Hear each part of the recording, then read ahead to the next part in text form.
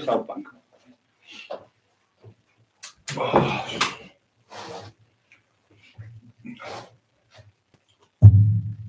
Richie's all come on. Oh. Very fucking sad day, very sad. It's never ending for me lately.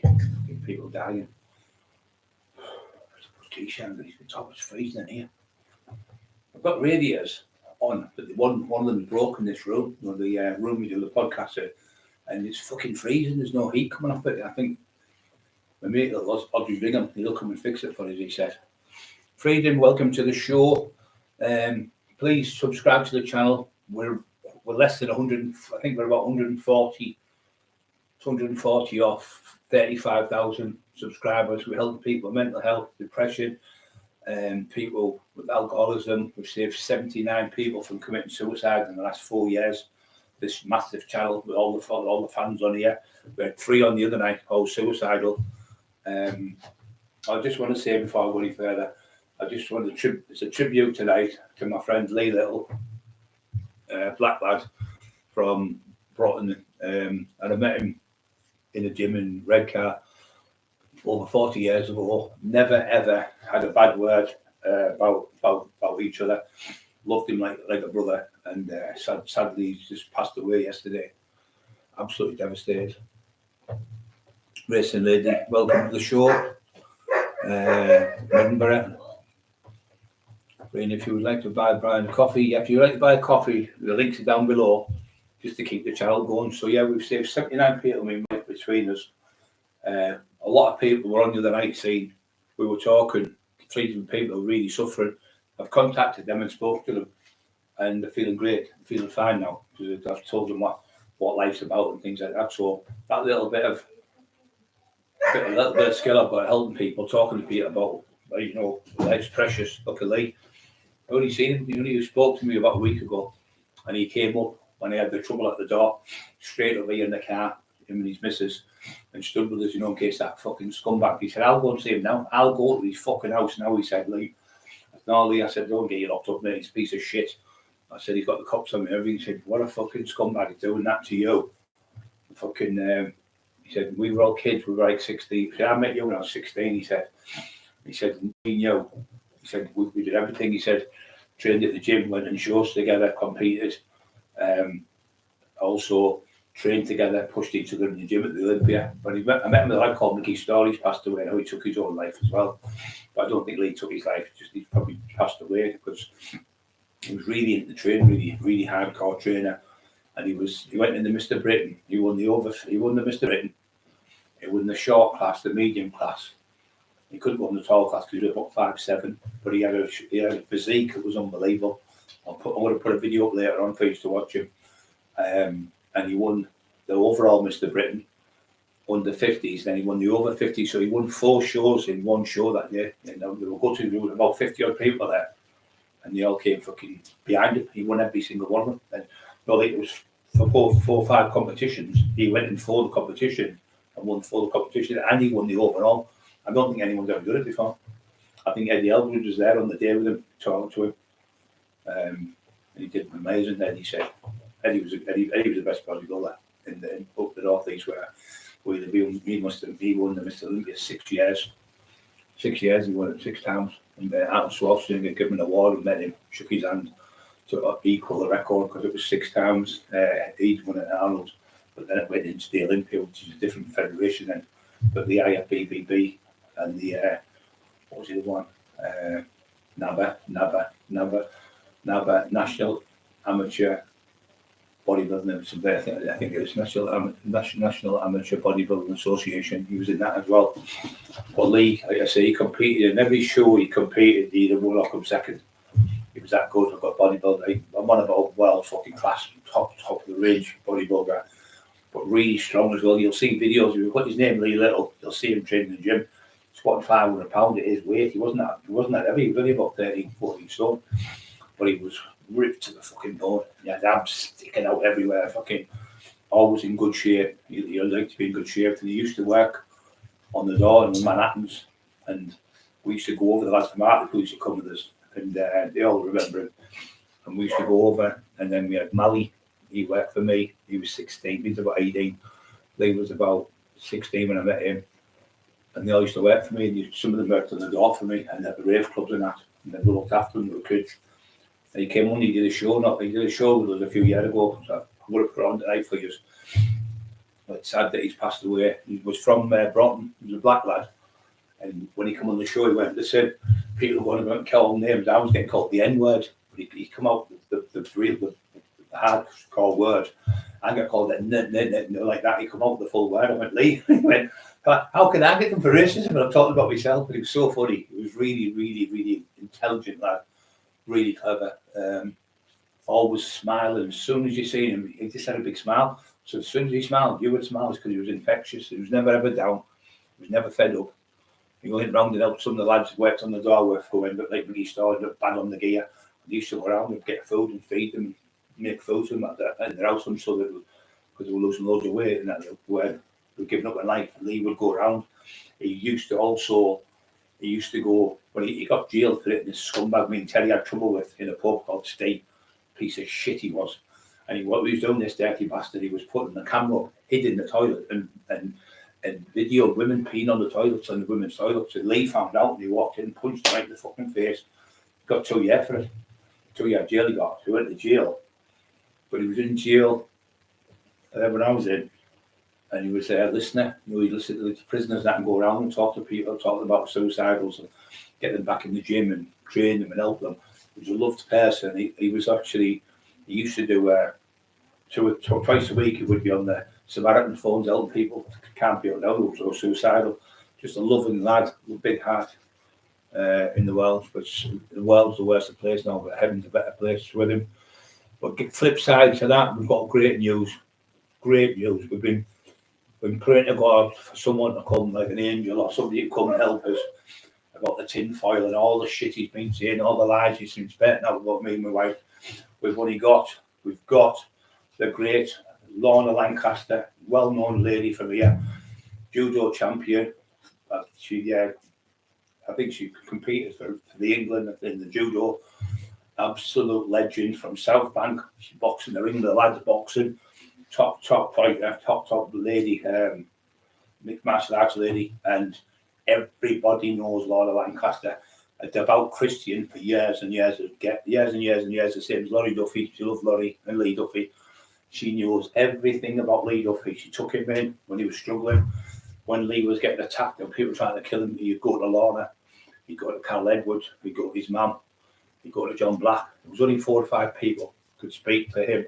And Big Peter Robbo, who's one of his best friends. The 45 people could tell Lee Duffy off and he'd listen. And they were the people. But Lorna's going to come on the show. She said, what he's doing to you is disgusting. I'm going to come on and put the record straight. So she's going to be coming on and tell you the full truth about me, Emma, and him, who he is. Because the best fighter years ago was a man called Kevin Ducko. If you're watching Kevin, we love you, son. And Brian Jeffries and Molly Jeffries, they were great.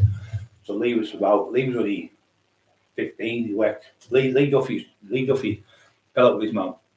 He's been a little cunt. So John Black said, I'll look after him. So John took him in South Bank for about 2 or 3 years. Lee was telling me. And Laura looked after him as well for quite a lot of time. Kept him out of trouble and stuff.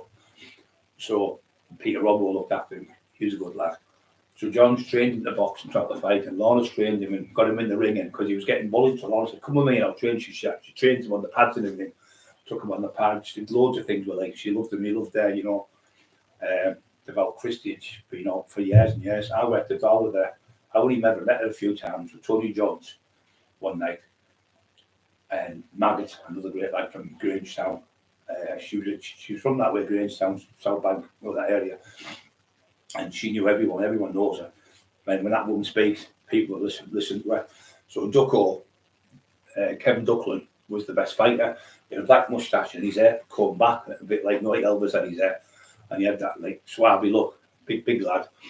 And he worked the door. So he was living, Lee Duffy was living with John Black at the time. So he used to run. And Lee Duffy was a glass collector. So he worked in this pub. I can't remember, Sean Davis who worked there. John Field, the one who whipped me with a bottle when I had the fight with him, he worked with him. Spanswick, he worked there. There's 5 doormen worked. So Lee went, I'm going to be the number one doorman one day when I get older. I think he was 14 when he started working glass collecting. When he was 15. So he come down and said, oh yeah, you can get a job at the door soon when you get a bit older. So he left that a couple of weeks. So he come running down. He got a dicky bow, a jacket, a shirt and all that. So he's run down about, I don't know, 2 or 3, 4 miles to the town. He's run down there and said, what are you doing? He said, I'm working on the door tonight. You said I could work in a couple of months' time, but it's past that now. I went, you're 15-year-old, you can't work on the door. When you get a bit older, being in your like 18, 19, 20 or something, he said, can't work until 15. He said, you're too small, you're only a kid. You're still at school.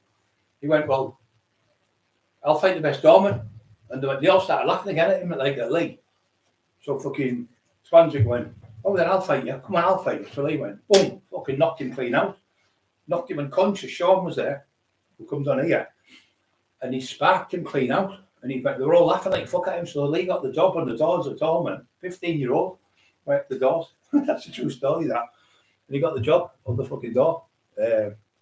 Tom's plan, yeah, I can't believe it, Tom. Lee, fucking loveliest lad in the world. Give you his fucking.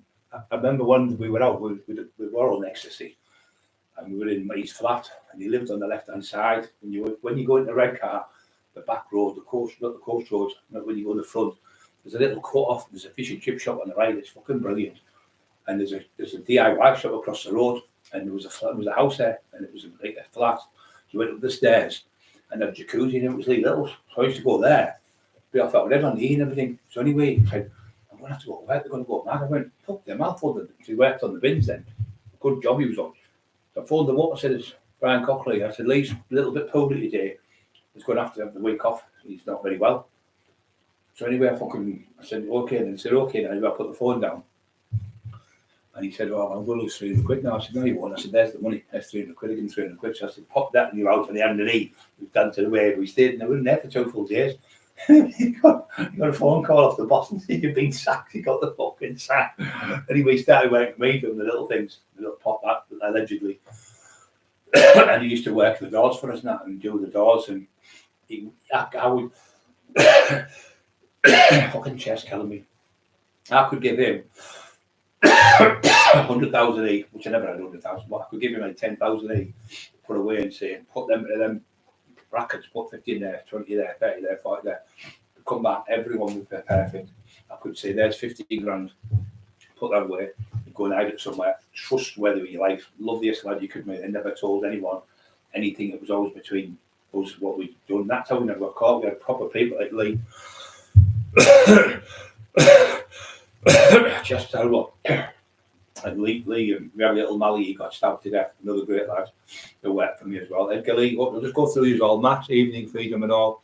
Edgar Lee, hello everyone. Freedom Howard, Edgar Lee, Tom Spam. Yeah, can't believe, yeah, he passed away yesterday, mate. And Ian Murphy, all right, Freedom, everyone, I hope it's good. Racing Lady, the legend, Adrian.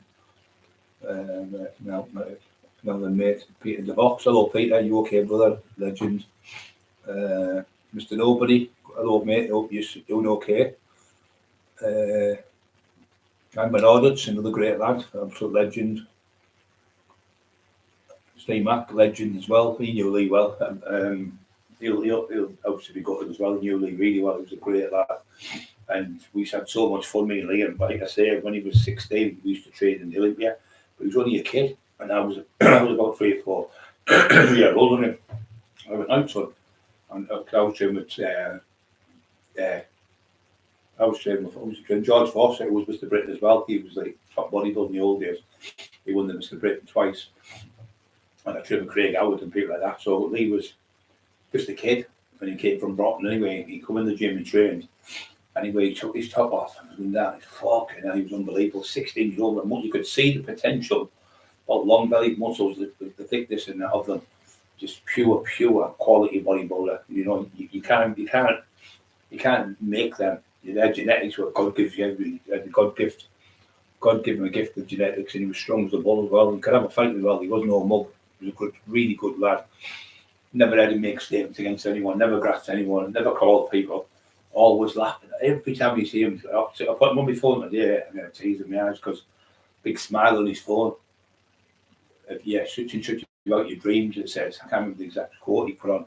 You can, if you dream a dream, the dream you can dream. You can, if you be positive, you can make your dreams come true. Something like that it was. He was always positive. And what else he did in abundance? He helped handicapped people. He was fuming because what he was saying about me, tinfoil was going to fucking snap him in two, leave it and destroy him. And Lee said, "How fucking dare you want to fight you when you're in a wheelchair?" The fucking scumbag. He said, "What an arsehole." He said, "I've never heard him call anyone in my life like that, you know." And he just said, "What's an arsehole?" He said, "Wouldn't I say fucking bow to you if you were in a wheelchair? Fucking coward he is, absolute coward." He said, "Tell him to come fight me, I'll fight when he went in Basel." About 40 people have offered him out to take my place because I was in a wheelchair, I couldn't fucking walk. I was in a hospital bed at first, and he was doing it. So Lee stood up for us. You never forget things like that. I think there's a lot of people got it, you know. Emma said there's a sickness and diarrhea book been going around as well, like a 24 hours one, she said. And there's another cold book, another fucking nightmare one. It's some virus that's just come out. I read it last night and it's fucking lethal. It's lethal, this new virus. I hope it's fucked like that. As soon as you go in them fucking sunbeds, I've been on it 4 or 5 times I've been on, I think it is. And I feel like I'm bad again. Because you go in there, if anybody sneezes or virus, it goes in there and the heat, it just gets fucking stronger and stronger. So you're breathing in. So I was thinking of going with a mask on, but if you got a mask on, your fucking face doesn't get brown.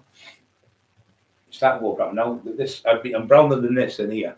This camera makes it fucking look lighter. But when I'm stood like, you know, in the normal light, that there's, it's too high. I'm going to get it turned down. It's too high up, the brightness. What else is on? Hangman orders, prison lid, yes, yeah, freedom. Steamer, yeah, Paul, mate. Yeah, Paul Cresswell's at the bottom there, just popped in. Yeah, he was a fucking great lad. He was a really, really great bodybuilder, really, really great friend, and really, really one of the people you could be in the trenches with. He'd go over the top with you. If you died, he'd be with you, side by side. And they're the type of people I've always surrounded myself with. They'll tell you, Phil Nutt was upset because he knew to leave. He said he remember the time when he battered that fucking lad who was causing trouble, wasn't he? Ended up taking him, yeah. Jill said for me and Terry. He was trying to set me up with another great friend of mine called Liam, sort of fighter from Middlesbrough, and try to get us all fighting. And Liam sussed it, I sussed it, Terry sussed it, and we fucked this bloke off over there at a nightclub. And Liam said, "Fuck you, daft cunt, Brian Cockerill, fucking." He always called me champ. You know, this lad. He said, "Brian's the champ, you fucking divvy," so he fucked him off. So everyone fucked this bloke off, and he had to leave the town. But Lee ended up punching him in the face because he was fucking videoing girls in a pub. And he molested a girl in a pub. I mean, Terry went down, sorted it out. He fucking grabbed her by the chest and put his hand up her skirt. But he pretended he'd never done it. But shit, the camera was on, and the camera caught him with the pub camera. So Lee said, "Right, what are you telling me? I've already seen this morning on camera." I come in because it was Terry's friend's daughter. She was about 20, 21. And he molested her in the pub. So he said, "You're not getting your fucking wages now." She tried to have sex with her. And she went, "No, you haven't fucking work here. My dad will go mad with you." So I fuck your dad and all that. So he tried to on them. And then Lee, when me and Terry went to the pub, he said, "I know exactly what you're here for, lads. I love you all the world, Brian." He said, "You don't have to tell me nothing. I've seen this morning with my own eyes. I've seen him sexually abuse her." So anyway, he tried to get people from Newcastle. I was getting phone calls this cheeky cunt, the owner of a pub, and he had other businesses. And I got a phone call from Sunderland, and he abused people. Went, "Have you had a trouble?" He called Steve such and such down there in a pub. I went, "Yeah." He said, "He's trying to get people from Newcastle and Sunderland. They've all fucked him off." I said, "Well, tell him you want to do it. I'm charging 10 grand, and we'll split the money." But he tried to get that 5 grand off him. He wouldn't pay it. We're going to keep the money. But the scumbag, allegedly, we got money off him to leave the girl alone and everything, and paid the girl the fucking wages what she owed. And we ended up to obviously ended up partnered with a few quid towards us. We're starting out, Mr. Lee, nobody. Awesome, yeah. Yeah, it was funny, like, it was fucking hilarious. And we used to go to the pitches, like on 2 or 3 times a week. We were just a great lad. We'd go for meals, and drive me around in the car, and then Molly would be in the car. go see in the car, and it would be loads of us, you know, big gang of us. And when we went out on the weekend, it'd be like to Peter Rowe, all them, Anthony, all them lot would be in the pub, fucking everyone would be there, and I'd have all them behind me. So when I worked in the doors, I had like 2 or 3 down, like Mickey Starr and Lee, just to marshal the door, make sure everyone was getting the little fellas and stuff like that. I used to give them a good wage to do it. But was there any trouble, I had all the top fighters in the fucking club with me, like from Hartlepool, from Newcastle, Sunderland. They used to come from all over to see us, and used to come to Darlington, because the other one, Manhattan was only opened on the, like the, I think it was Friday and Saturday, it was open, and we used to be going there first. Peter Rose always with us, Peter was a great lad as well, another one who got killed by cowardly bastards. But yeah, it's fucking sad that he's not here, rest in peace. Yeah, he's the nicest. Like when you see him in the video, put him on the night, you'll hear that laugh. It's infectious. You said, I start laughing, he starts laughing. Like, I'm like that's a laughing attack. He was always funny. It was like you'd say something, he'd throw it back at you. He was so quick, you know, really upstairs. But like a comedian like Chubby Brown, he was so quick. Brilliant lad. You know, always immaculate. He was never scruffy. The best of clothes, and that's another thing what he used to do. He trained handicapped people, and that's when he was filming, because he had relations who were handicapped in wheelchairs. He went, that scumbag fucking calling you a spack in the retail. I've got family who are in wheelchairs. I've got other, and I train people in the gym, because he trained in the gym down Middlesbrough, and he was a qualified training instructor. And he really knew his stuff. But he used to train with me. He went, no one ever. That was one of the ones who was training with me. When he said, "There's no one ever been stronger than you, but no fucker." He said, "Do you remember that night when we were out?" And it's on the video, you'll see him talking about it. And so we went out and we were in the house and we were going, "Oh, Fanani, here we go." And we were dancing on the settee, me, Mally, him, and Goosey running around the settee in Middlesbrough. Off our heads on about fucking 5 or 6 8. So 4 o'clock in the morning, we were running around the settee like Indian and dancing. He said, "You were fucking crazy them days." And he was laughing his head off. And then he said, then they'll come round, the gang of lads come for Mally, because Mally was a little cunt. He got stabbed to death, Mally. He went round the pub, offered them out. So they came round about 1,500. So I'm in the house. I've got my shirt off, but I'm fucking huge. Lee's gone out. So Mally's gone out, and Goosey's gone out, and I put my shoes on. But I didn't know there was trouble. So I've come out, and Lee's at the front like that. And then I've come behind Lee. And he hasn't seen me because he's on the front doorstep, Queen Street in the red car, and they see me and went, "Fuck that," and they all ran off, and they went, fucking, they thought they were scared of me. Lee says, "I thought they were scared of me." He's only here telling it. He said, then I looked back and I said, your fucking back was like that. He said, when I turned around, he said, when you walked out the door, you walked past me, you pushed past me, your back was like that. And the whole lot of them ran off down the street. We don't want to fight you, bro, with them. I said, "Well, you want to fight him, you have to fight me, you fucking shithouse." 15 years old, like fucking 18-year-old kid, you fucking shithouses. Chased them all down the fucking Roy Morland's pub. The Hydro, they all ran back to the Hydro. Yeah, he said, "Hey, Brian, come out like a fucking house end." He said, "I'm like, Lee thought he chased them all." It was fucking hilarious. He was lovely, honestly, he was great. He had loads of energy, always like. He was coming here when I was bad on the gear and stuff. Couldn't help me get off that fucking gear. "Come on, I love you." I think, "Well, you're fucking hell, you're a hero." He said, "Come on, you helped me when I was a kid and everything. I'll never forget it. You helped me fucking pay my bills, and you helped me with all sorts of fucking insurances and stuff like that for cars, and you helped me with fucking paying for my flat and stuff, and you took me out and you looked after me and fed me and everything." He said, "You're like my older brother. I respect you as an older brother." He said, "And we'll always be that. We'll always have that bond together."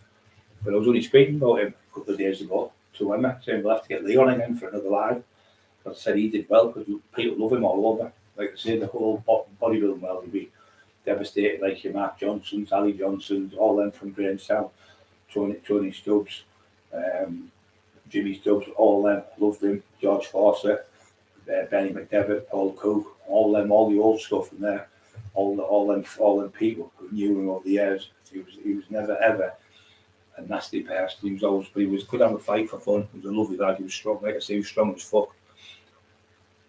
Benylin, yeah. You can't take Benylin. Don't be taking it with medication. Don't be taking it with tablets, because if you're on tablets and you take that together, it makes your throat bleed and it makes you bleed. Your stomach bleed inside. It can make you have ulcers. So when you take that Benylin, take it on its own. Don't take it with any like paracetamol or anything. because I was coughing up phlegm and I fucking shit myself a lot. I told him that I phoned the doctor. He went, "Have you been taking medicine?" I said, "Yeah, I've been taking cough medicine and I've been taking Nurofen." He said, "Well, you can't take Nurofen with cough medicine because it chemical reaction against it. It makes you violently cough blood up." He said, and that's what's wrong with me. When you see you coughing blood up, you fucking hell, I'm dying here.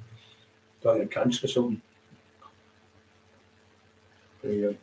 Yes, stay up. You're okay, son. We love you all the world. You know that, and Lee will be thinking about you as well. So get yourself right. Don't fucking don't stew in it. Just get yourself back to fucking normal. Just keep thinking positive. People love you. We love you. I'm here for you. You know that. And I'm just going to keep feeling strong. But Lorna Lancaster, legend. So what happened is, there used to be a pub called Rumours. It used to be a gym where we used to all train. Where called Debrick training, Lee Little training, Ellis Tomo, and fucking all the people from Middlesbrough. We trained there. Loads of people in Middlesbrough and Greg lads and Mark Johnson, Ali Johnson, all trained in that gym. Then we used to go to Steel City. Then we go to Moors. So we kept going to different gyms. So anyway, that's my story now. What the fuck I've been saying? I was going to tell you there about the gym. Fucking hell, I lost the story. Oh my God. Trying to think of anything that'll come to me in a sec. The head's a bit fried today. So, for fuck's sake, I can't remember the story now. You know me, I've never lost for words. You can tell I'm not right. Can't think of fucking else, nothing else. So anyway, so I forgot what I'm talking about. Yeah, mate, I am. I've to look. I can't even fucking think straight. When do I ever get tongue tied? When do you see fucking Brian Cockerill stuck for words? Fucking hell, it's fucking unbelievable. He was only talking about it, I say, a couple of weeks ago. He was going to come up for something to eat and everything. He was saying, "You all right? I love you." I said, "I love you too, son." I said, "You're always there in my heart every day of the week. You know that." But it just, fucking horrible. Please hit the like buttons, please hit the like buttons, Freedom's right. The more I tell you what we're getting now on the like buttons, we're up to over 70 likes on every live we're getting now, which is fucking amazing because people get 2 or 3 and think they're great. We had 76 last night and 84 the night before, I think it was. It's 74.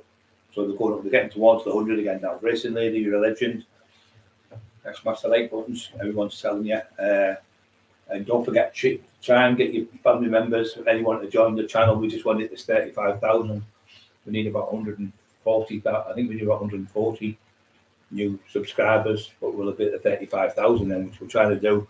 We do the trolls fucking heads in because your channel's shit, this is shit. So the more we get bigger on here, the bigger it is, the more it does their heads in. So we're trying to do that. But I've got 2 massive podcasts that I'm going on.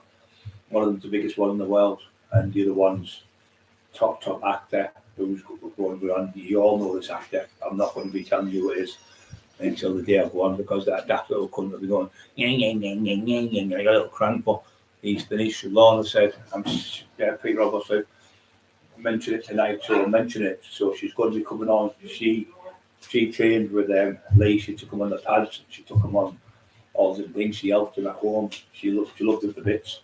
And she knew just pictures of Lee when he was a little kid, where he's getting bullied by Lorna, takes him aside and trains him to get him on the pads. A bit like the Karate Kid, which she says, she's the Karate Girl type of thing. So it reminded me of that, like the Karate Kids were getting bullied then. Karate Mr. Miyagi took, so that's a bit like Lorna with Lee in my eyes. And she's a lovely, lovely lady.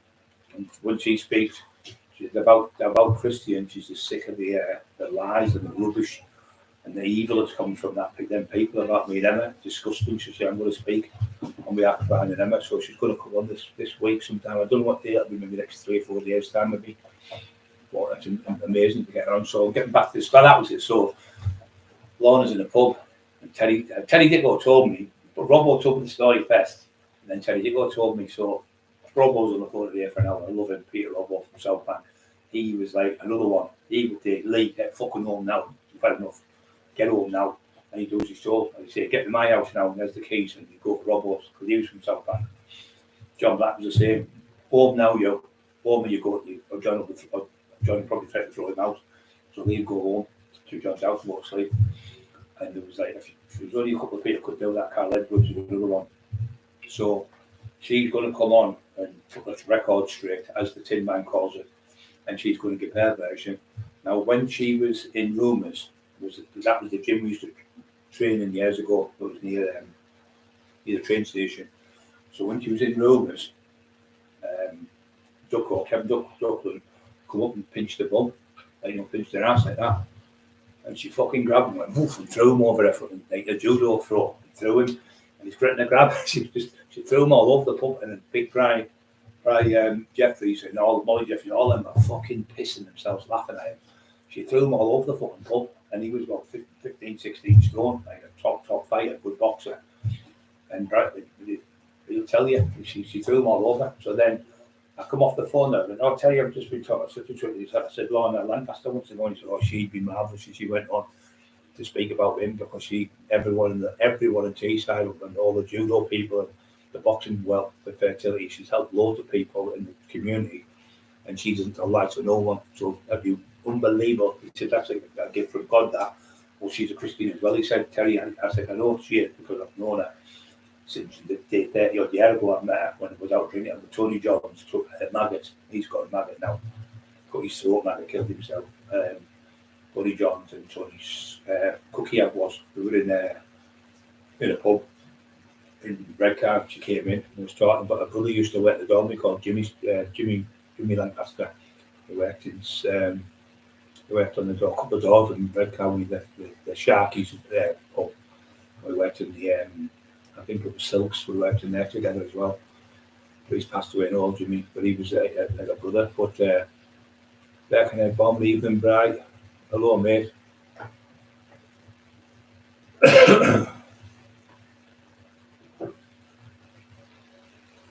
So she's coming on to talk about Mr. Tinfoil and put the record straight, all the fucking shit, what's been getting spread. So anyway, she's in there saying she threw him all over.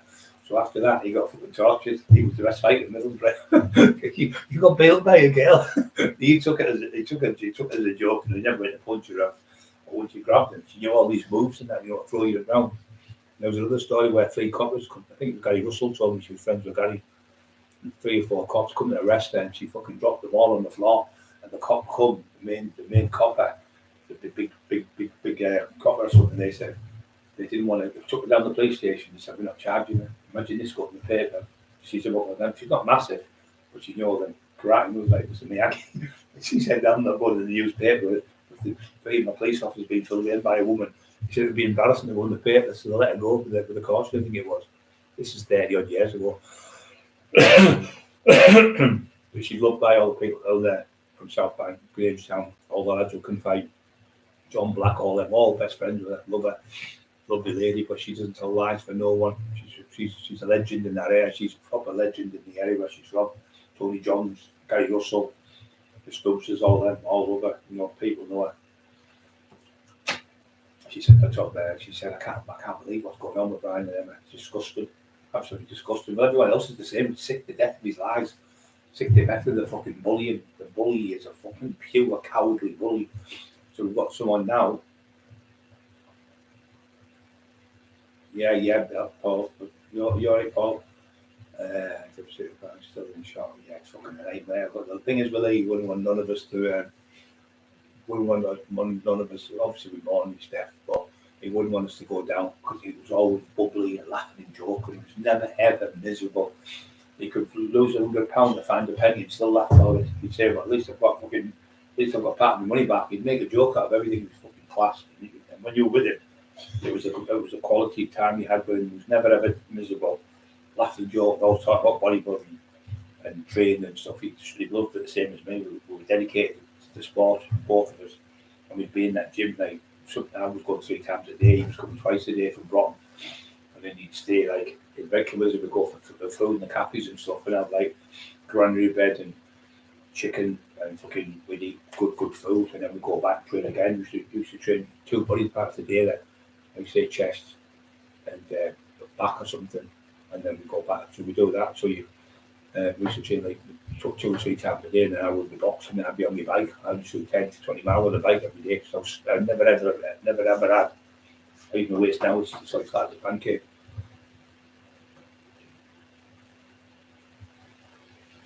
I'm starting on that.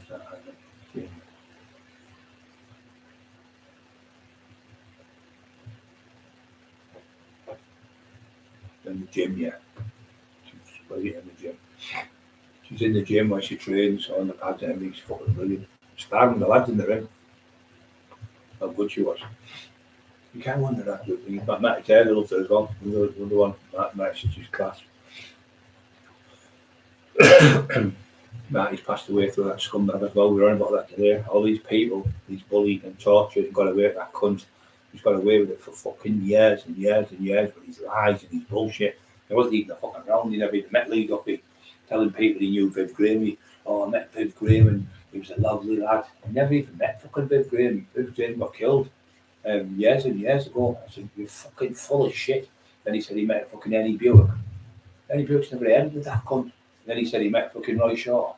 Then he said he was going up with Tina Shaw. He was having a relationship with Tina Shaw, meeting her, going to Essex, getting there, going down there, and she put him up. And Tina Shaw come on and said, I've never fucking heard of you. I've never heard of you. If you know me, phone me now on this line. Never fucking heard of him. All just pure bullshit, boiled bullshit. Bullshit, fucking crank. Then they're on about the cops as well. Them dirty, stinking cops. Robert was saying the same about me. He said, we're bent as fuck. The both of them are corrupt as fuck, them two police cops. Who he's in the books with. Absolutely disgusting. Writing books with the police. And then pretending the cops give him loads of stories when they probably haven't given loads of stories and put them in the book. He's still got kids living alive and granddaughter, and partner, and sisters, and cousins, and fucking, people who are family members are still alive. And that fucker puts lies about everyone. He was doing it about Roy Shaw, saying that Paul Sykes punched Roy Shaw all over, and Roy Shaw just stood there. Can you really believe Roy Shaw was standing there getting battered off that fucking crank Paul Sykes? What a load of fucking shite. Paul Sykes is shit house. He wouldn't fight me outside the pub twice. I went. He wouldn't fight Garside, offered it up 3 times, and Duffy offered it up once. So there's 5 or 6 times he was offered out. I know of people I know. He wouldn't go outside with them. He would only go outside with people he knew he could win. And when he fought for the British heavyweight title, he turned his back in the 6th round. When has anyone ever turned the back in the round? Because I've never seen it in boxing in my life. Only Sykes done it, the coward. But he was great with little boys in jail. The little boys that he was abusing in jail, he was great with. And he thinks it's funny, that daft cunt. He really thinks it's funny that he abused all them kids. He's into all that shit. Dirty, filthy, wrong. That other one, the Irish Bull, scumbag. Scumbags got no bottle to meet me. So they pick her on my wife, so I'll say something stupid off the cuff and get myself locked up. That's what they're after. That's exactly what they're after, trying to get me locked up. And everyone said it. You've all seen it. Denny Old School Leston. Denny Eston Old School, even in the bride. Eli and Wolf. Yeah, tried with friend people to do both control them. Yeah, tries to befriend people to do. But what he did with Carol Edwards, he went to see Carol, who was Lee's partner, the mother of Lee's children. So he went and said, could talk to you? He said, I'm going to do a book about Lee. And she said, can you give us a story? Can you do this? And I'll give you so much, and I'll do this, and I'll do all that shit. You little con man tricks. She went, no, I'm not doing a book about Lee. He said, if somebody did a book about Lee and it was right, I would. And his mum would say the same. No problem. But when you're making lies up and shit that didn't happen, and you went around and you went in that era, you can't do a book on Lee Duffy because you went around in that era. Where does that affect? Carol said, but I'm not giving you any stuff. He said, I've heard you've got loads of stories from the letters what he used to write. Carol's got about just under 500 letters from Lee. She's got them in the safe with the solicitor put away. He asked for the letters and all that. So he said, I'm giving you nothing. I'm giving you nothing. So then he went to Laurie Duffy, which is Lee's brother, and asked him, can I do something? He said, he's got a Christian thing on his hand here, tinfoil, tattooed on, pretend Christian. And he's got it on his hand there as if he's a Christian. I'm going to do it like a crusade. I'm going to make him look brilliant. He said, well, he never made him look brilliant in the fucking last book he did. He made him look like a pure bully. Every other page he got him beating people up, which wasn't the case. It was all shit. Most of the stuff he put in were all that of his own tinfoil head after he had his lines of fucking brown. So he written books in Roy Shaw, made up stories in there, all shite again.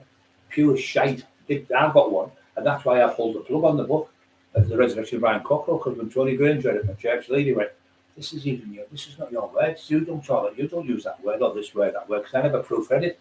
He never gave me the fucking book to proofread. I sent it off.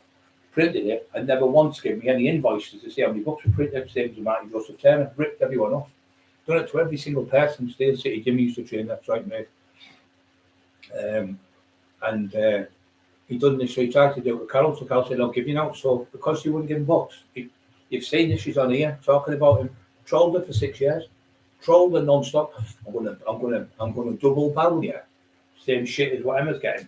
I'm gonna blow your head off with a shotgun. The same bullshit that everyone else, Marty Joseph Turner, Teddy got, I've got, Kev Kilty, Richard Kittle, Dale Brendan Hyde, it goes on and on and on.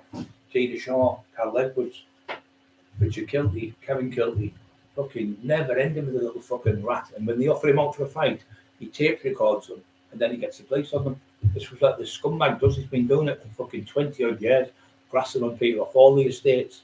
And now what's happening? Everyone's joining together from Teesside. They won't rid of the cunt. He's gone from Teesside. He'll never get back in here. But Rob will sit today.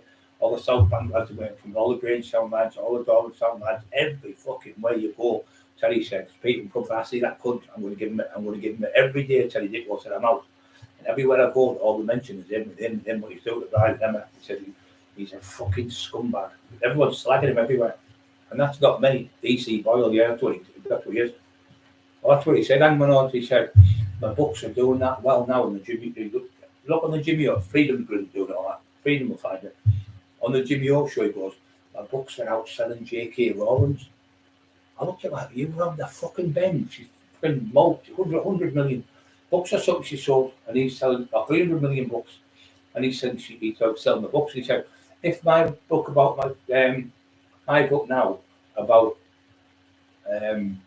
Paul Sykes was out, that book would outsell Mike Tyson. I went, what the greatest heavyweight boxer ever lived? How the fuck could you outsell him? Absolutely delusional. But he was off his head as usual. Fucking talk shit. But he gets stories off people and changes the words. He'll say, when I was doing the other book with Lee Guthrie, he said, I've just had a phone call. Brian Cockerill came on a live thing. Where he's just given me about 40 stories straight off the bat. I've never even heard them. I didn't even know these stories. He said, I thought he'd done that with his hand. I thought I rang Lee Guthrie out. But this book was about me and Lee. I said, well, it's about me and Lee. The story that Lee told me, no one else. And probably told Carol and people and other people, but no other people. So we asked Carolyn and the family members, could we do the book? We went to them, we gave them the book to read first. We got a few things wrong, and Carol phoned up and said, oh, that was wrong, and we changed that. I went, yeah, no problem, we changed it. We went to people who knew him, who were friends, got them to talk to them. We written it down, and then we invited them up for some weed. Their extra, there was like 2 pages worth of someone, they'd come, and like Peter Robo would come, he'd read it, and Matty Joseph Taylor would come, and somebody else would come. So then they were all saying, yeah, brilliant, that's word for word, right? But when he was doing it with other people like Teddy Dicko and Peter, Paul Suggett and that, he said, I never said that. I never said the same as Bible. All made up fucking lies. So when he was doing the documentary about Lee, he was doing this, he was doing that. I never said them words. I never said them. So he had 5 or 6 people in the documentary. There was only me who was tangible witness because I was the only one with Lee. So all the other people he had in it were like 25, 26. Never knew Lee when they were at school, little kids in the fucking playground or something. But they were incredible witnesses. So when I pulled the plug on that, he was fuming. I pulled away. I said, he said, well, I'll give you more money. I went, it's not to do with the money. It's to do with the dignity and pride of his family and his fucking mum and his dad and brother and his sisters and all the other people. I said, shop throwing them down the river for a couple of pounds, a couple of quid. I wouldn't be able to live myself. So we did the book, Taxman and Teesside, me and Emma. We've done the book, and we got the stories off the people who knew and loved him, and off the proper people, not the made up stories that he made up, the lies he made up. And that's why his books are shit. No one buys his books. We've ruined the fucking cunt, and I'm glad we've ruined him. We've ruined his lies and his bullshit. And then he'll come up and say, oh, Thingy said this, and you phone him and go, I never said a word. He's lying, I've never said that. And then that's when we knew he was just a fucking compulsive liar. Played Monmouth, get that Santa suit off. Sorry if I'm going on about this country, he's done me head in, with the league going and all that stuff today, and slagging people off and calling people and making fucking lines of people. And it's about time this country was completely outlived once and for all. With Lord coming on, you're talking about, anyone who's got like say somebody's from Darlington, they'll say Tommy Smith's coming on, well, fucking hell, Tommy Smith isn't like, or Susan Jenkins, But so Susan Jenkins, she's fucking, she's a top woman. She's a lovely woman. She wouldn't lie about him. So this is the type of person. And wherever you always get an area where there's somebody who's really, uh, yeah. Laurie was a good lad. So Laurie went to him, and Laurie was dying of cancer. I'll just get this in while you said that. And Laurie helped loads of people because he was a Christian as well. With Lorna, he got over there as well, and he also helped people. So he said to Lee, he said, please don't do another book on me, but he said, it's upsetting me, his daughters, it's upsetting his family, it's upsetting me. He said, and it's just lies you make, Jamie, it's just lies. He said, so he's put a piece, and tell you what I'll do tonight, I'll put the piece on about that just before it, so when Laura comes in, you'll see, you'll see the post with Laurie put on. It's fucking, if you were like a decent human being, and somebody said you were, say it was you hanging minorities, and it was somebody like you, one of your best friends in the world, or it was your brother, and you said, look, Brian, please don't write that to you, no problem, son, I just wouldn't do it, and just walk away. So then he did it. Carol pretended he got permission to do the book. He did the same with fucking Tina Shaw. Oh, I got permission. I've been on the phone to her. I speak to her all the time. I stay at her house with her. We have a drink. We go out down there in Essex and all that. Oh, fucking shit. So she said, she'd come on our show. She blew the socks off the cunt. Said, I've never fucking heard of him. He tell lies about my dad. So he started making stories about her dad in books because she come out and exposed him to the little jealous fucking dwarf, 5'6" fucking not an author and can't type bullshitter. He's been fucked off. So everyone down Essex, everyone knows he's a fucking scumbag down there. They're all calling him.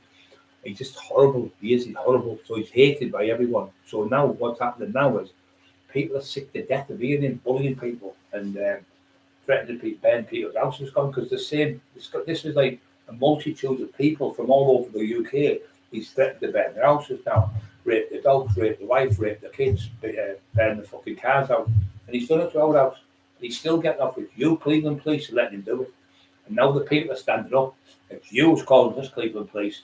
You need to get off your fucking asses, do your due diligence, take all them computers of that scumbag and his fucking wife and go through all the stuff and do what you've done to me. You've gone through all my fucking stuff for standing up for my wife and my dogs and my house and my brother's got autism. And you've got me on a fucking, on a stupid investigation for saying if you come to my house with any violence, I'll fight violence with violence. If you come, you never come. So how can it be? How can I be charged? How can I be on investigation for something that never ever? If you come, it's like, oh, if Man United win tomorrow, they're going to win they'll win the cup. Or if England win next week, I think they'll win the cup. Or if I get this through, I'm going to buy a car. If I win the lottery, I'm going to buy a house. It's if. It's not fact. It's not like me going, I'm coming around your fucking house at 2:00 in the morning. I'm going to drag you out the house. I'm going to fucking take you in the back of the car. I'm going to take you down the gate. I'm going to put fucking phone in the back of your head. It's not talking like that. It's me saying, if you come to my house with any bad intentions, I will fight violence with violence and fire with fire. And that's what I got done for. This scumbag cunt threatening people in the street, a dog walker, threatening to kill him. I'm coming round your house tomorrow with a certain kickboxer, and we're going to boot you all over the street. I'm going to kill you. Threaten to kill his dog. Threaten to kill him. Nothing happens to him. He's a fucking snitch.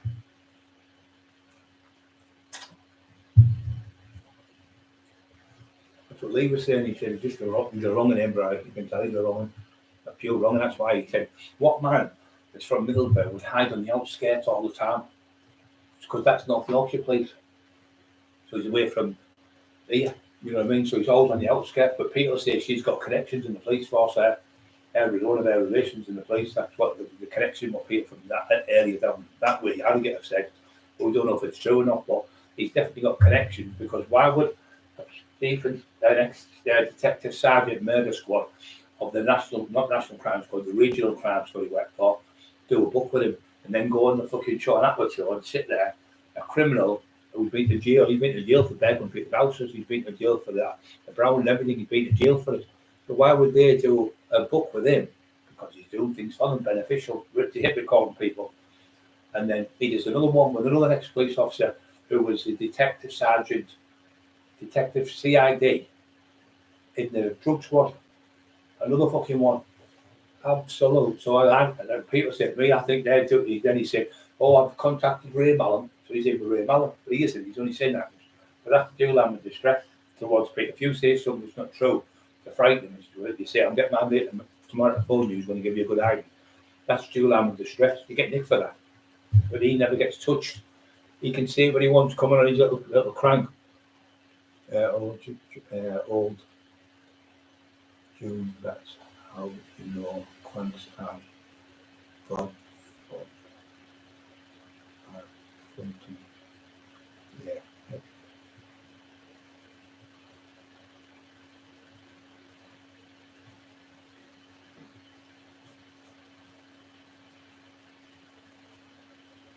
think it's not that bit.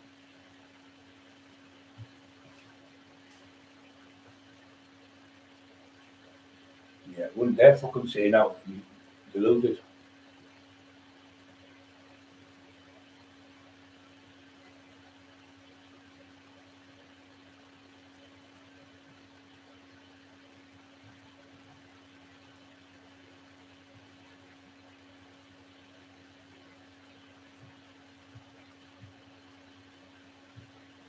Yeah.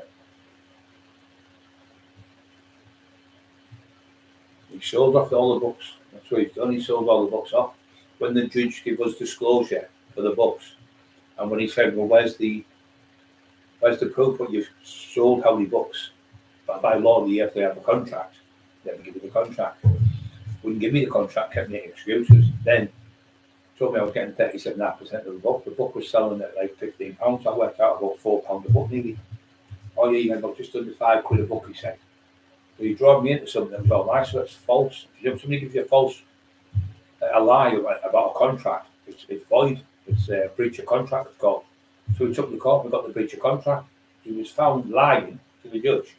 When the judge asked him, what part of you at War Cry Publishing went hold on Mr. Cockerill, just there, he was talking on the phone conversation. He went, Mr. Cockerill can't sue him or War Cry Publishing or War Cry Press. I said, why is that? You're Judge Cook, non-court judge. He said, because War Cry Publishing and War Cry Press don't exist in Companies House, so therefore they're not an entity, therefore they're not a book company, therefore it's all illegal, it's all fraud. Every book they were selling was fraudulently done. So they've gone bankrupt. He's done a run out, he's lost his house. The other one sold his house in his Rolls Royce. His partner was called Robert Brenton, 3 Bailey Gate, Pontefract was his office. That's all been shut down. He also had Milldown Bargains, that's all been shut down. The judge then I got another judge when I went back for the paperwork, he would give me it. So tinfoil recorded the court hearing, put it on the telly and put it up there in a video. I walked free from court and spliced it on everything. So the judge done him under contempt of court because you're not allowed to record any hearings at a court. He recorded the court hearing, even though it was on the phone, it was all recorded. And the judge done him under section 2, paragraph fucking A15, something it's called. It's against the law for anyone to make an illicit recording or video recording or sound recording in a courtroom or tape recording of any court case. And he was done for that, and the judge done him. So War Cry Publishing got the letter and said, by all the means, take every single thing down about Mr. Cockerill and about this, because it's all fraudulently made up stories. So they took it down. It was done and said, and if you do, I've got the letters upstairs, but the whole lot, I've got 40 of letters like that of all the court cases. And it said in the letter, if you do it again, you will be charged for contempt. He was charged with contempt of court, but they give him a caution again. He had 13 penal notices against him and Rob Brenton, because every time we went to court, we were on the phone, and every time we went to court, he never produced the disclosure. They just kept, oh, I've got COVID and all that shit. In the end, the judge said, right, you have to give Mr. Cockerill now the disclosure of all the books, outlets, and this, that, and the other, where it's been printed, what shops it's been printed in, which electronic devices, all that shit, all the nothing. We still got fuck all off it. We still got nothing to this day.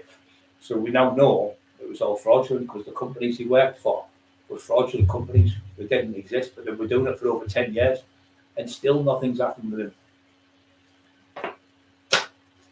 Every penny they got, he got done for the door got him in, and when I went to the door, he said, can you come to the door with us? He said, I'm getting done.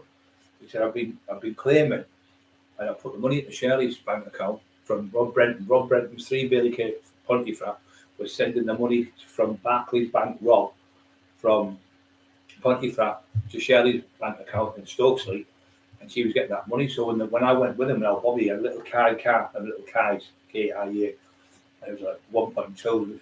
Bobby took him. He never even give Bobby a couple of quid. Bobby ran him all over for about a year, 2 years, running about him everywhere, picking him up and back and forth.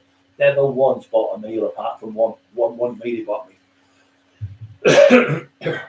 Anyway, I took him in, and we went in. I knew the doorman of the bodybuilder. I knew him and went, right. I said, "But you get to see the fraud squad being pulled in for the customer for that fraud squad. You have to do the door." So he goes in. We waited, so we had to wait because he was claiming in Northallerton at the time, the door there. So then he moved from there to Stokesley and changed his address, but they found him. So anyway, they said you have to come to court. If you don't come, you'll be a warrant for your arrest. So anyway, he went in. So they came. I was there about an hour, fucking gutted in this place in the door, Middlesbrough office. In the door. Why don't you go to the place and say I'm making this up then? Hey, little crank. So you went in. You said to them, we went in the back room, and it was like a room. And they said, "I'll come in this room." Went in the next room. You went, as of now, you're under caution. You're not under arrest, but you're under caution. Today, we're going to be recording you on the thieves who turned the recording thing on, and said, right. He said his name. I said my name. I was there as a Mackenzie friend, which is like a solicitor, to represent him because he had mental health issues. He said to them, so I was there as a Mackenzie friend. So I put my fucking name on the line for a scumbag.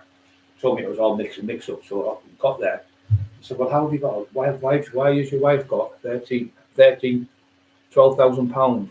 And the festive every month is £1,000. Why is there £12,000 in her bank account?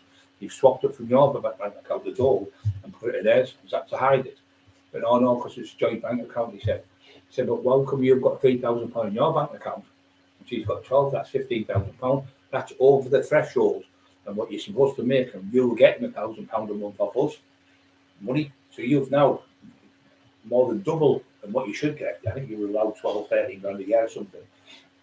And he was getting that with the books.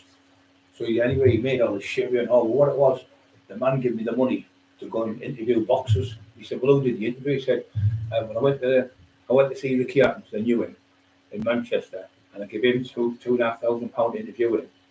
Well, you walked into a gym in Manchester, so see, I knew him from years ago, but he didn't know him. It's a lie, he just made it up. There was a lad called Raggy who he was bullying. Now, Raggy got the job for the Kinahan's, which is in Spain, somewhere to happen. I can't remember what part of Spain it is. And Raggy got the job. He was interviewing these boxers like Ricky Hatton and all them because he had a brain chill, but he was a really good lad. And he got jealous of him. So he stole his stories and made up, pretending it was him into the fucking door. What a fucking crank. So Raggy interviewed Tyson Fury and John Fury and all them because he was pulling. He had him in the gym. He wasn't getting a lot of money, he said, but he gave me a job to do there. And he was up at home because he had to have an operation. He had brain tumour. He survived there. I still speak to him now.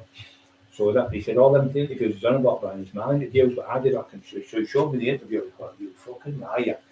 So he said, I met Ricky Hatton. I went in and I said, Ricky, it's all right for doing an interview with Tyson Fury because Tyson Fury was there. And I'm looking at him thinking, you can't say that. You fucking around the bench, you know my head. And I'm like touching him with my foot, like tapping him on the floor. And the bloke's looking at me like sussing. So he said he interviewed. He said, wait a minute, and I just say something. He said, well, Tyson Fury was tied to the BBC. He had 2 interviews that year. And out of them 2 interviews, they got £1 million each. So why would he do a documentary with you? Sorry, why would he do a 2-hour interview with you on a podcast where he could do a 1-hour interview with the BBC, make £1 million? He'd have broke his breach of contract. And they were on it, right on the fucker. So they said, but that's still, so you got £15,000 here. So you're telling me, he said, well, I went to him. He said, how did you get there? He went on the train. He said, where's the train stubs? Oh, I threw them away. Well, how did you stay? He said, I stayed in a hotel. What was the name of the hotel? He said, I forgot. Then they said, well, how did you, he said, well, what it was, I give them two, we worked out to give them all £2,500, I think it was, and £500 for a hotel. He said, well, what hotel did you book them into with a credit card? Oh, I had cash. What, he walked around with 50, he said, I had it in my pocket. He said, it's physically impossible to put £15,000 in money, £10 notes and £20 notes in your pocket. It wouldn't fit in your pocket. He's a fucking crank. So the bloke went when the one was like, both from Northallerton. So they said, it's just so far-fetched, this story. He said, the best boxer on the planet was talking to you. Ricky Hatton, world champion. He said, well, I done them one day, and I did Tommy Fury, I think it was, John Fury. And then I went the next day. He said, "You've still got three grand left at work." So he said, "Oh, the next day I went to Liverpool and interviewed Tony Bellew." I thought, "Oh, fuck's sake, he's round the fucking twist." Are you seriously telling me I'm a fraud officer, I've been doing this for 20 odd years. You've been given £15,000 to go into a gym, talk to people, and you've given them without, where's the receipt for it? Because you would have a receipt for 15 grand to say, well, there's the outlet. You know what, look, guys. If you sell something, you have the receipt. So you go to the bank and say, well, I've just done an interview with these today and I've paid them the 15 grand so you can get your money back after tax. So you can claim your tax. So he didn't have anything whatsoever.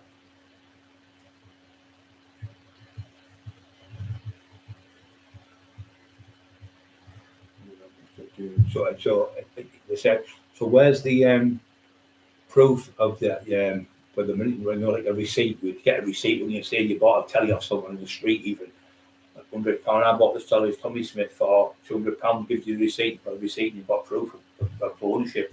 And you might take a picture with the lad with the telly so you don't get in trouble. So he said, oh, he gave them the money. So he said, well, what hotel did you stay in? And you must remember the hotel you stayed in. Well, you would never forget, would you?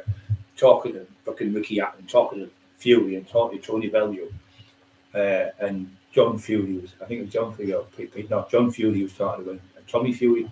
So he interviewed all these top boxers and gave them all this money. Can't remember any of the hotels he put them in. He had no train stumps where he went. He had no receipts for where he went. He had no bank card where he gave them a bank card gimmick. He said, I carried it in my pocket, and they knew he was fucking lying. And still nothing happened to him again because obviously he's waiting his little police friends to put him off again. So he just said, oh, well, we're going to investigate this. He said, you will be hearing for us very soon. He said, but as far as we're concerned, we just think it's all a load of garbage you've just told us. In our words, bigger words, he was a load of rubbish, what you've told us. And just all shit. They're probably going to make more statements against more people and got fucking off first.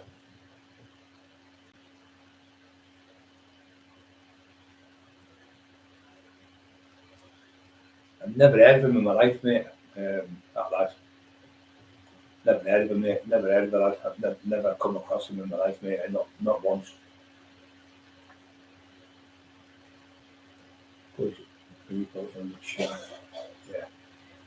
Yeah, it's just nice. So all that time, £15,000 he got, and he interviewed Tommy Fury and Ricky Hatton and all that. And I believe the fucking David. I was a daft cunt at first. I believed him. I've just been in front of Ricky Hatton. I found that was all made up. Walter, his family call him Walter Mitty. Walter Mitty's a character in the film where he goes around, he pretends he's an author, pretends he's this, pretends he's that. So you can see him being all these multiple people. Where he's on his video, he's dressed up as that one, he's dressed up as Susan Boyle, he's dressed up as fucking Norman Bates, he's dressed up as fucking Gary Glitter, he's dressed up as fucking Paul Sykes, he's dressed up as fucking a woman with a blue dress on, fucking round the fucking bend, absolutely round the bend he is. Every week he's somebody else, a different character. Round the bend. Lee Duffy for a few months. Don't forget, push the like button, guys, 50 on. So this fucker's done this to these people from mainly Teesside. And any single person at Carl Edwards said no to the book, tortured after 6 years. Dale Brendan Hyde, tortured Dale for 6 years. Exact same thing. I'll bum your dog, I'll rape your fucking mum, I'll rape your dad, I'll fucking burn your house down. We've got the screenshots on multitude of screenshots where I set to burn your house down from his phone to our phone. I haven't got one single thing on my phone or computers sent to him to threaten him in any way. I haven't phoned him in all this time, not once I haven't got his number. And the reason why I haven't got his number, because I don't want to place I lose my temper with him and go on the phone. But that's what he wants, that scumbag, because he records everything. As soon as you pick the phone, you can hear the phone recording in his house. He records everything about everyone. And that's why no one in Middlesbrough likes him. All the top fighters, all the top lads fucking hate him. Take his lives up, just so he can make money off the books. And look where he's at now. He's got not a single penny, because the lot's gone on Brown.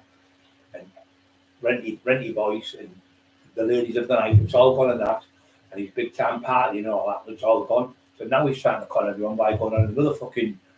I'm going to do a sleep down London for the sleep down London for the homeless. But when he did the Bradley Long, I think Bradley Long, as he called that young kid who died of cancer, he gave £6 to that charity. That was it. That was his big cheese, and he was giving £9 to our friend who was with Lee when Lee died. He was best friends with him, and he gave him £6. I think he gave him £9, and the other one was £6 and one was £9. and he was given to the church. He was given the lad who came here, the church, not Bram, the big bloke. He come and prayed for me, Christian.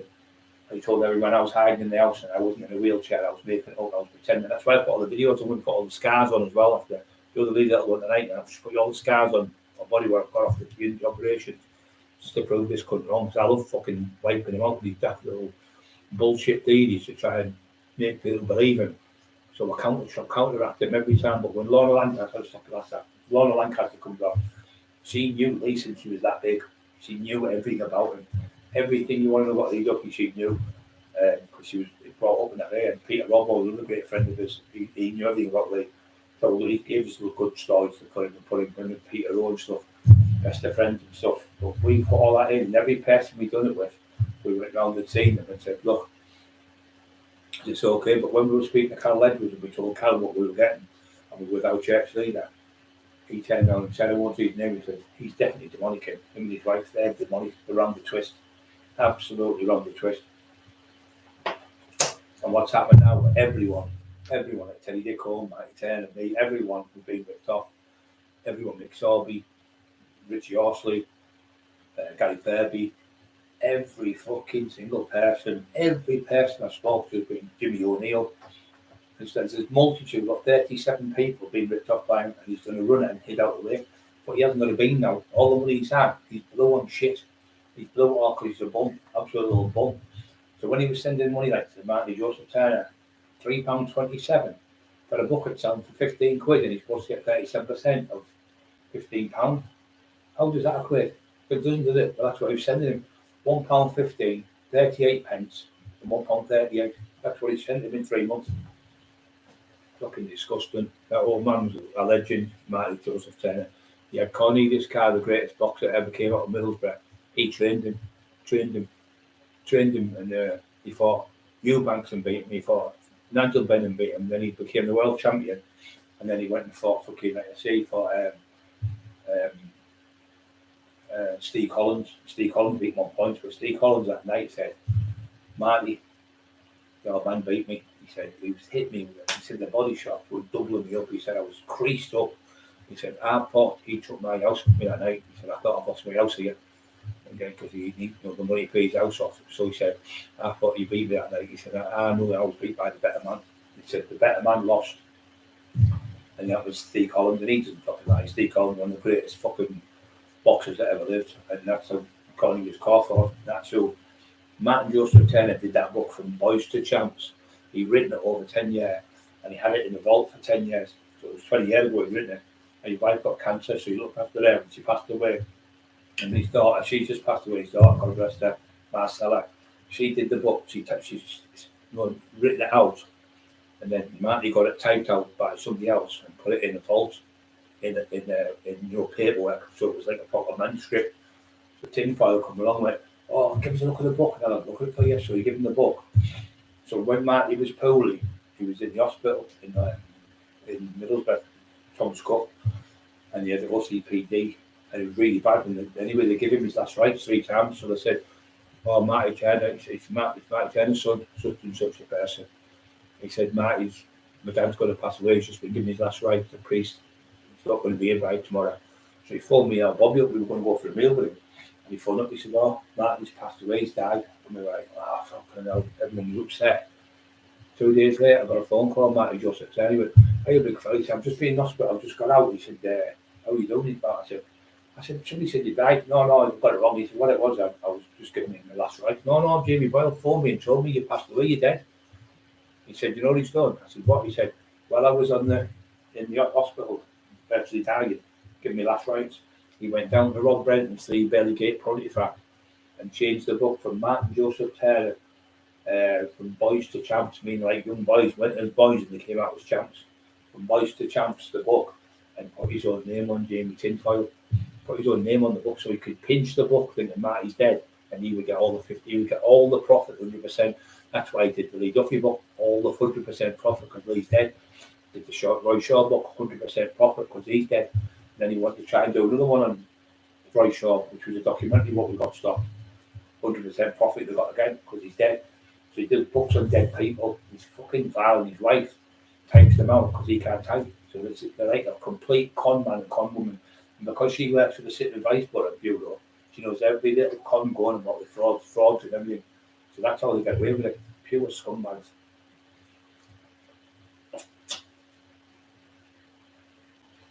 Yeah, you just want to go back to the asylum. I call him the escape mental patient. The official talk got a video where he's talking about being the old days. You've seen it, but he's got him in a straitjacket, and he's like that in a straitjacket, and he just looks perfect. He's got him exactly what he is.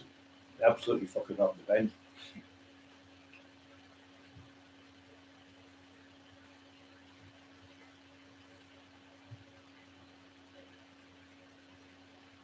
This game have to be honest into boxing.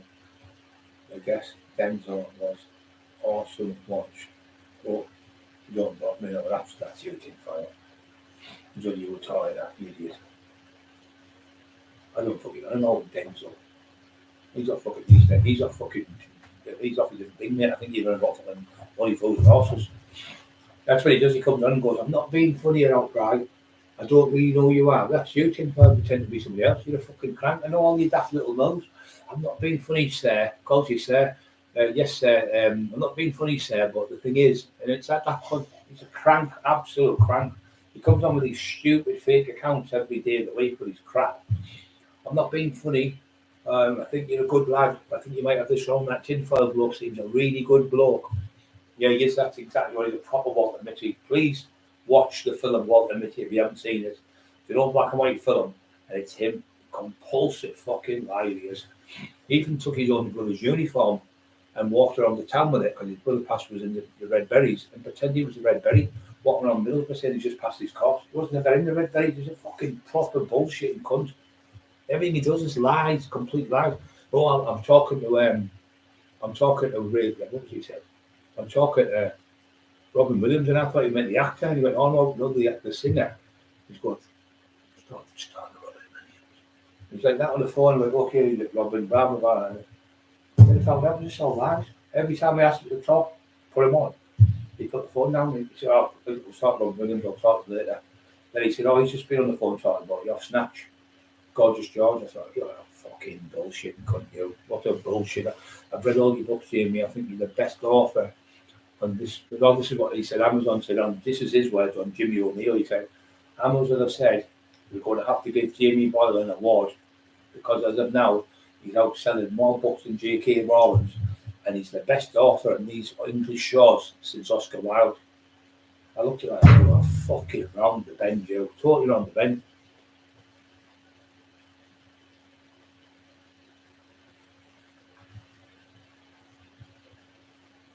Yeah, that's good, that mate.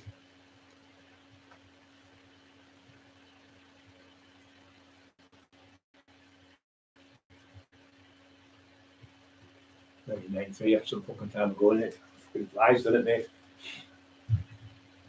What a riot.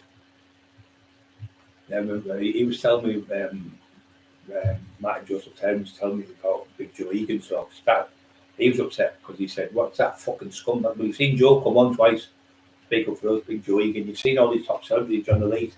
We've seen them from all over the fucking country coming on, telling us that top people from everywhere coming on and saying, "Get well soon, Brad," when I was really poor in hospital. And he's going, "I'll fight him." He's giving his son a phone. I'll show your friend that I'm offering him out in dead fight because he thought I was going to be in a wheelchair for fucking life. He thought I was going to be paralyzed for life, crippled for life, but the Lord Jesus Christ made me better. And when I said I would have a straightener, he ran to the police and made all the shit about me.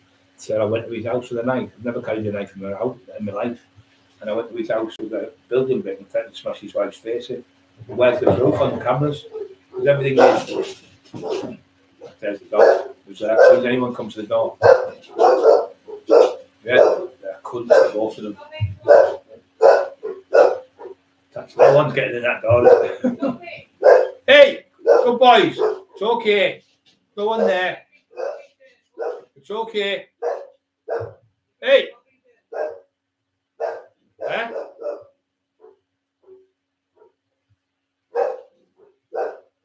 Yeah, so we're meant to be some fun coming. Now let's see the daft cunt smash windows. You know what I'm saying? That's imagine anyone trying to come to the door. I know he's fucking berserk. Imagine anyone coming now, he's fucking fully grown now, he like. He would look well on boil, wouldn't he? He'd fucking the bull terrier hanging off his face for 20 minutes. Ugly bastard. Yeah, so he's finished. There's no Gary five. Gary, he ripped him off as well. Gary Fairby, another one. He ripped him off. He ripped Gary Fairby off. Anyway, you just put that name. There's Gary. You just remember Gary Fairby. He said he's giving me £5.27 and for 5 and 3 years ago. Big Richie Horsey went. He's a bumped into Richie a few years ago, and he said he's given me 4 bestsellers. He said I've had £100 off him in 4 years. £100 in 4 years, 4 books. Fucking scumbag. Mick Sorby, not paid Mick. None of them been paid. No one's got paid. Not a fucking soul's been paid off him. He's done the lot in on the shit. Can you imagine him getting money? The first thing he thinks of was brown. He's obsessed with it. He's been on it. He said to me, he said, I started on the tablets when I was 12. And then I got to the brown when I was 15. He said, I've been times today. You are more than you've ever been. I've been that many times to the brown and burglars and shoplifting and stuff like that. He said, I've been in 8 times I've been to jail for that. You know, he's been to jail for robbing people's fucking houses. Burglar houses, you scumbag. Yeah, it's him, mate. He freedom's on to him. He knows where he is. He's a fucking crank. He come on one day and he said, I've got 132 accounts. And I didn't know what that meant because it was years ago. But I still don't know. I couldn't make a settlement account. You all know that. I've got a fucking clue. So even here, I'm fucking just getting ready to turn off and on. So he said, I've got 132 accounts. And I said, what's that for? My niece went, Uncle Brian, that's so he controls all the people. He's got 132 people, false names on there. That means he's got 132 accounts. And then I realised that why I was getting all these bribing you, the bully, bribing you this, bribing that. But I only ever got called that since that scumbag was outed by us and we exposed him. But he's done the same thing to a multitude of people. There's just too many people in the world he's done it to get away with it now. He's come to you and you think it's fucking him all along. You know, you watch a film, you think, could it be him? Could it be her? Could it be him? Could he be the murderer? Could he be the baddie? And you go, same that fucking scumbag, and then you realise. And he has people con because he comes on with that. My name's Jamie Diane. That horrible fucking voice. You know, he wouldn't have dared do nothing in. And it is him. It's horrible. We probably know Watson and Jamie Humphries and obviously Anthony. Yeah, I know Anthony very well. Anthony's a good friend. I know all yours, Peter Rose, Tommy Rowe, young Tommy, young Charlie from up that way in there. Yeah, all of them.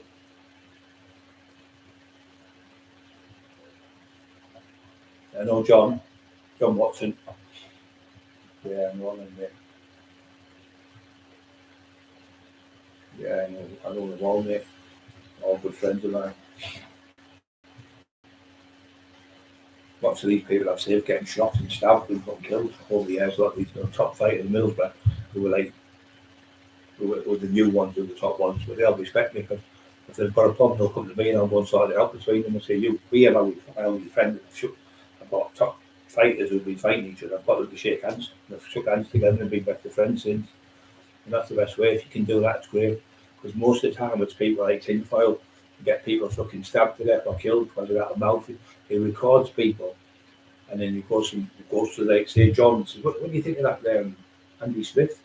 No, he's this, he's that, and so he records it and goes to Andy again. What he said about you? We don't let him know I said. He gives him it. And he's phoning him what? He's phoning him. They're both fighting at loggerheads.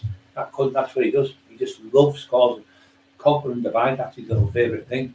He'll say things about, say, Emma said this about you, Brian. And then he'll go, Brian said this about you, Emma, and records it. He's fucking horrible. His wife's even worse. But what they do is he'll body your phone. Give the phone and he'll say, can I just download a few things on here, Emma? So you've got Emma's phone, and then he sent all the messages and all the talk that we talked and like we had a few arguments on the phone, like every phone couple does. So Shelly went, when Jamie borrowed your phone to download stuff, he sent all the stuff that you've got to my phone. I've got all the stuff with my phone, where Brian's shouting and bawling at you on the phone and threatening you, saying, you go, fuck you, then fucking don't be editing yours, but you do with women. So he says, well, I'm going to put your argument on the internet if you don't do this Lee Duffy book. We've got the screenshots to prove it. blackmailing us to do the Duffy book. I'm going to put out arguments to anyway. But the argument, I don't give a fuck, Charlie. You do what you fucking want, you fat cunt. And she said, oh, you bullying me, I'm getting the police, shit yourself. Don't fucking bully me, you try to fucking bully me into doing something. You put out argument, I don't give a fuck, there's nothing on there. It's bad. It's just people sometimes have an argument. So they even tried to bully us in, they tried to blackmail us into doing the book. That's how fucking low they are.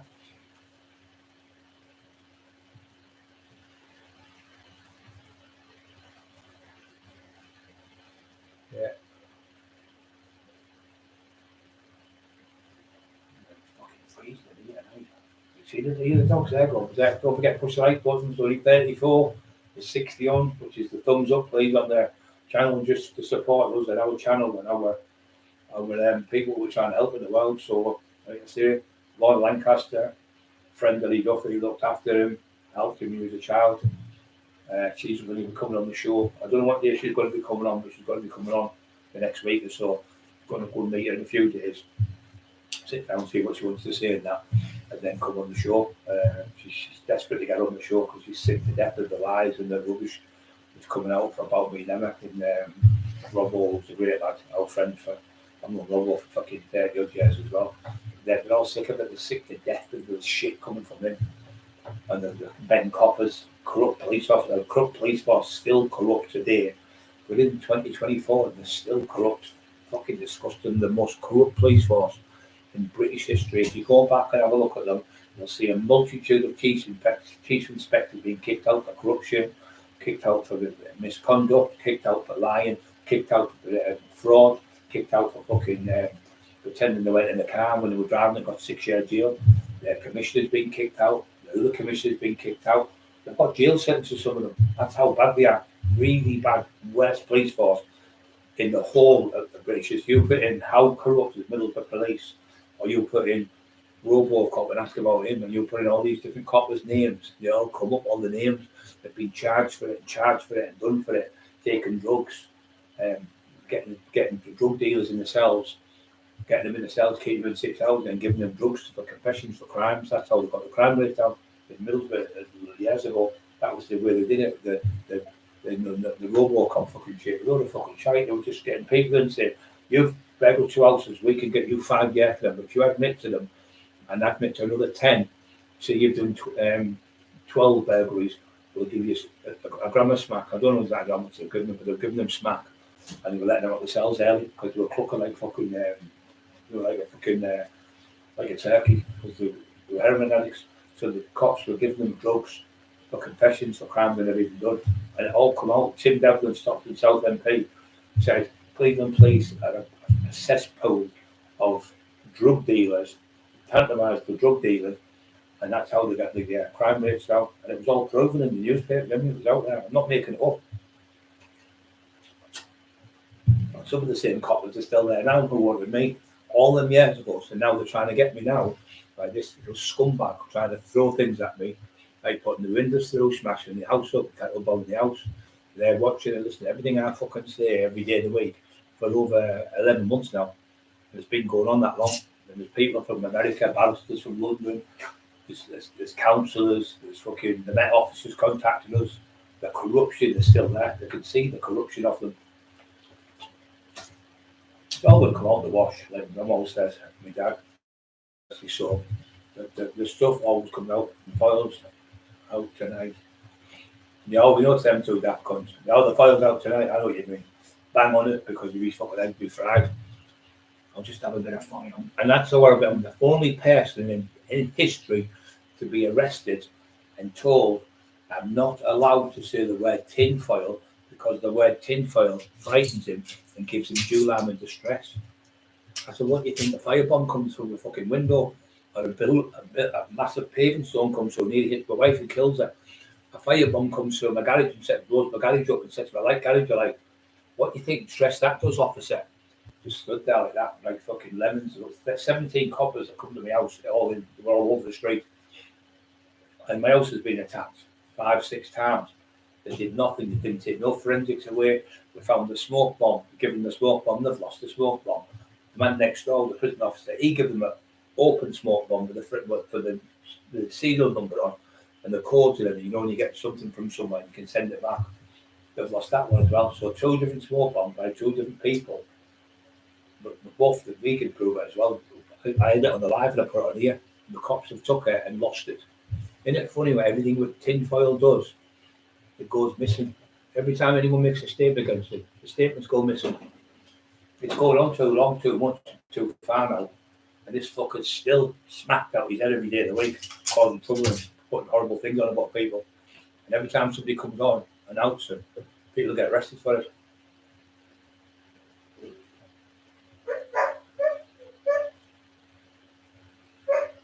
Yeah, well, I tell you why they make it brown. They put things in called paracetamol tablets, and they cook them under the cooker, and they go brown, and they mix the tablets with it, and it makes them go brown. That's how they go brown. That's how they put it on a thing called magic. It's a thing I think you clean violins. I think with it. It's called magic, and it came out and from Liverpool. They started doing a fest. They put this stuff in called magic, and it comes back with the stuff, and you can see it when it runs. It doesn't run properly. It goes all black, and that's how you can tell. I've never sold heroin, but I've never took it. I wouldn't want to. But the old-fashioned heroin was China White, and that was pure white, like cocaine. Pure white people thought it was cocaine. And I seen no cops and stuff, but it was China White. It was pure white in my hat with heroin. But that's what they put in. They put paracetamols under the toaster. They don't bend them, make them go brown, and they crush them, turn them round, and crush them into powder, and then put the powder in with the gear, and it obviously mixes in, and people don't know. And then we take them, smoking paracetamol. You can tell when you're on it because it burns when horrible or something. And the lines on the stuff doesn't run properly.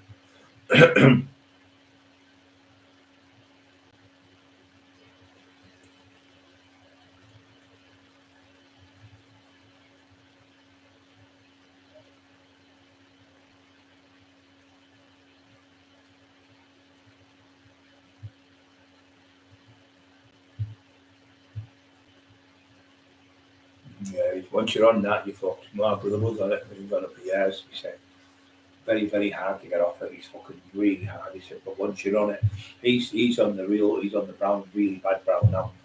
He's on that, because I know the people gets it off in Stockton. Getting them there, and I know people getting off. And he was on them blue tablets. He would have 60 of them blue tablets. We'd go out somewhere. We'd take 20 before we went out, 20 when we were out, and 20 on the way back. 60 of them diazepam tablets every day. And then he was on them Subutex, pharmaceutical heroin. Then he was on them pretabs. Then he was on them other ones that are 40 mil, I think, yellow ones, like that yellow on here on the screen, the thumb up. Don't forget to push like buttons, guys, please, to help the. So don't forget to subscribe to the channel. It doesn't cost any money, but we want to get to the 35,000. Just sick in this fucker. Oh, you've been on 34,000 for ages and this, that, and the other. So we want to get to the 35,000. It doesn't cost any money, and we let you know when we're on live. But we can send a message to you to say we're on live tonight at such and such a time, or we'll send a message to you off here. But yeah, but don't forget to put like I say, push the like buttons when you come on, which is up here, like the thumbs up button, just so it helps us with the channel, because usually on every live we get to the 70 lives. Every time we come on now, by the next day, because it's up to like 70 to 80 likes, which is amazing. I think it was 600 and something likes in 6 days, which is over 100 likes a day, which is fucking. I don't see any of the channels getting that many, only massive channels. But I'm going on one of the biggest channels in the world next month. I might go on this month still. I don't know. I still have quite a few days left, so I might just go and get the one out of the way. I might do the acting one first. I don't know if it's still the big one. I'm not sure. But there's 2 I've got to do in London. What the numbers was when I spoke to him, he said we're now touching 1 billion viewers. So they've had 1 billion views on the channel. So it's fucking amazing, that, which is blows out of the water. But he said, yeah, but you're doing brilliant because you're helping people in the community, you're helping people with mental health issues, you're helping people with depression, you're helping people for him. Even though he's fucking scumbag in, he's still letting people be aware of, don't do a book when you rip it off. That's why I said to Norman Buckland, he said, oh, I'm doing a book with him. I said, oh, for fuck's sake, don't do a book with him. He's a fucking scumbag, he won't pay you. And I've got Marty to come on, loads of people, talk to him. And then we've got Lee Wertley did the book with him. Lee Wertley did the book, and the book's got amazing. It sold thousands of copies. But that fucker, you don't get no invoices, you don't get no receipts, you don't get no payments. And when you do get payments, they're fucking 11 quid and 12 quid. I mean, I did the book 2004. I was getting £2 a month for like, say, 4 or 5 months. Then it went down to like, say, 1,600 and 1,500. And I was still getting £600, £800 every 6 months for about 4 years. I've had less than I've had £200 off him in 4 years for a book. Then there was the 2004, there was no internet. So I only went in one paper and it sold all over. It was in all the fucking train stations, everything. Book sold 70,000 books in a couple of years. He's trying to tell me he only sold 200 books of the Resurrection of Iron Cockerill in fucking 4 years, 5 years coming up. Got 4 years, sorry. He's a compulsive liar. And why won't he give us the invoices? Because he hasn't got none. Because it's all con, it's all fraud. They've paid no inland revenue, they've paid no accountants, paid no tax. And they're going to run it from where they live now. The house has been repossessed. And that's what the judge said. Judge Gargan said, what they'll do, Mr. Cockerill, because I was on the telephone waiting for them to come on. It was called a BT meeting. You got on the phone, the judge, because there was no courts open. The magistrate running the Crown Courts, and they were in the chambers. So I was on the phone, and then the clerk would come on, and then she's, who's on the phone? I go, it's Brian Cockerill. I go, Brian Cockerill's out of the conference, that would be the computer. And then you need to tinfoil, walk right put, walk right press. And then we'd say, what are you here for today? I said, just for disclosure, blah, blah, blah, blah, blah. And when he come on, like, talking, he said, what are you here for? I said, well, I don't even work for the company. I was just a tea boy in the office, so he denied that he even worked for them. Then when I found out, his wife told me he can't type. So I asked him to type me a letter for Bobby, for the electric board. Just made it up. 4 times I asked him, he couldn't do it. Because she told the truth about him. He couldn't type. It was there. She writes the books upstairs in the bedroom with the son, and he's downstairs with the ladies of the night, talking to them on there all night, pretending he's on the fucking, pretending he's typing on typewriter. He can't even type. She said, it's all bullshit. I said, show us how to type, Jamie. I'd love to be able to type like you, Joe. And he said, oh, my hands are killing me. I've been at it all day. He didn't know. She told me. He said, I didn't let him know for ages. She told me, she said, no, he doesn't even write the books. I write them. She said, I come home from work and start typing the book. He just gets the stories, he dictaphones people in the kitchen, 4 hours each person, which is 16 hours. We can't get a full life story in 16 hours on a book. It's impossible, because you could go and do something in a month, but it'd probably take months, weeks and weeks to tell the story. You just make stories up.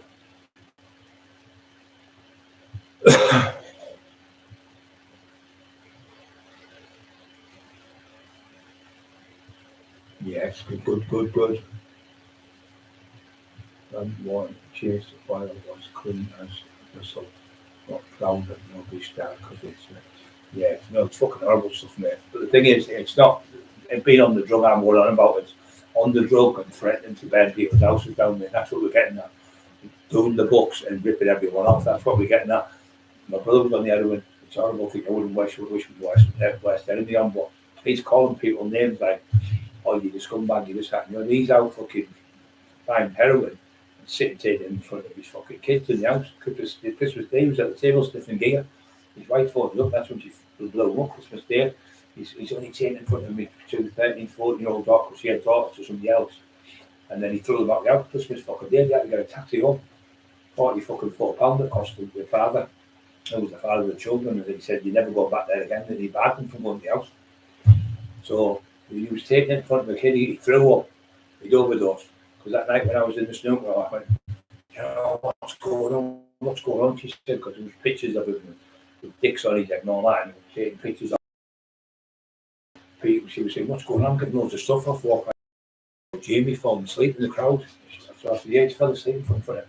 Please tell me I haven't done it again. Chicken bride. Yeah. so he was on he took all the diazepam that night. He was drinking them on stage in a tablet box.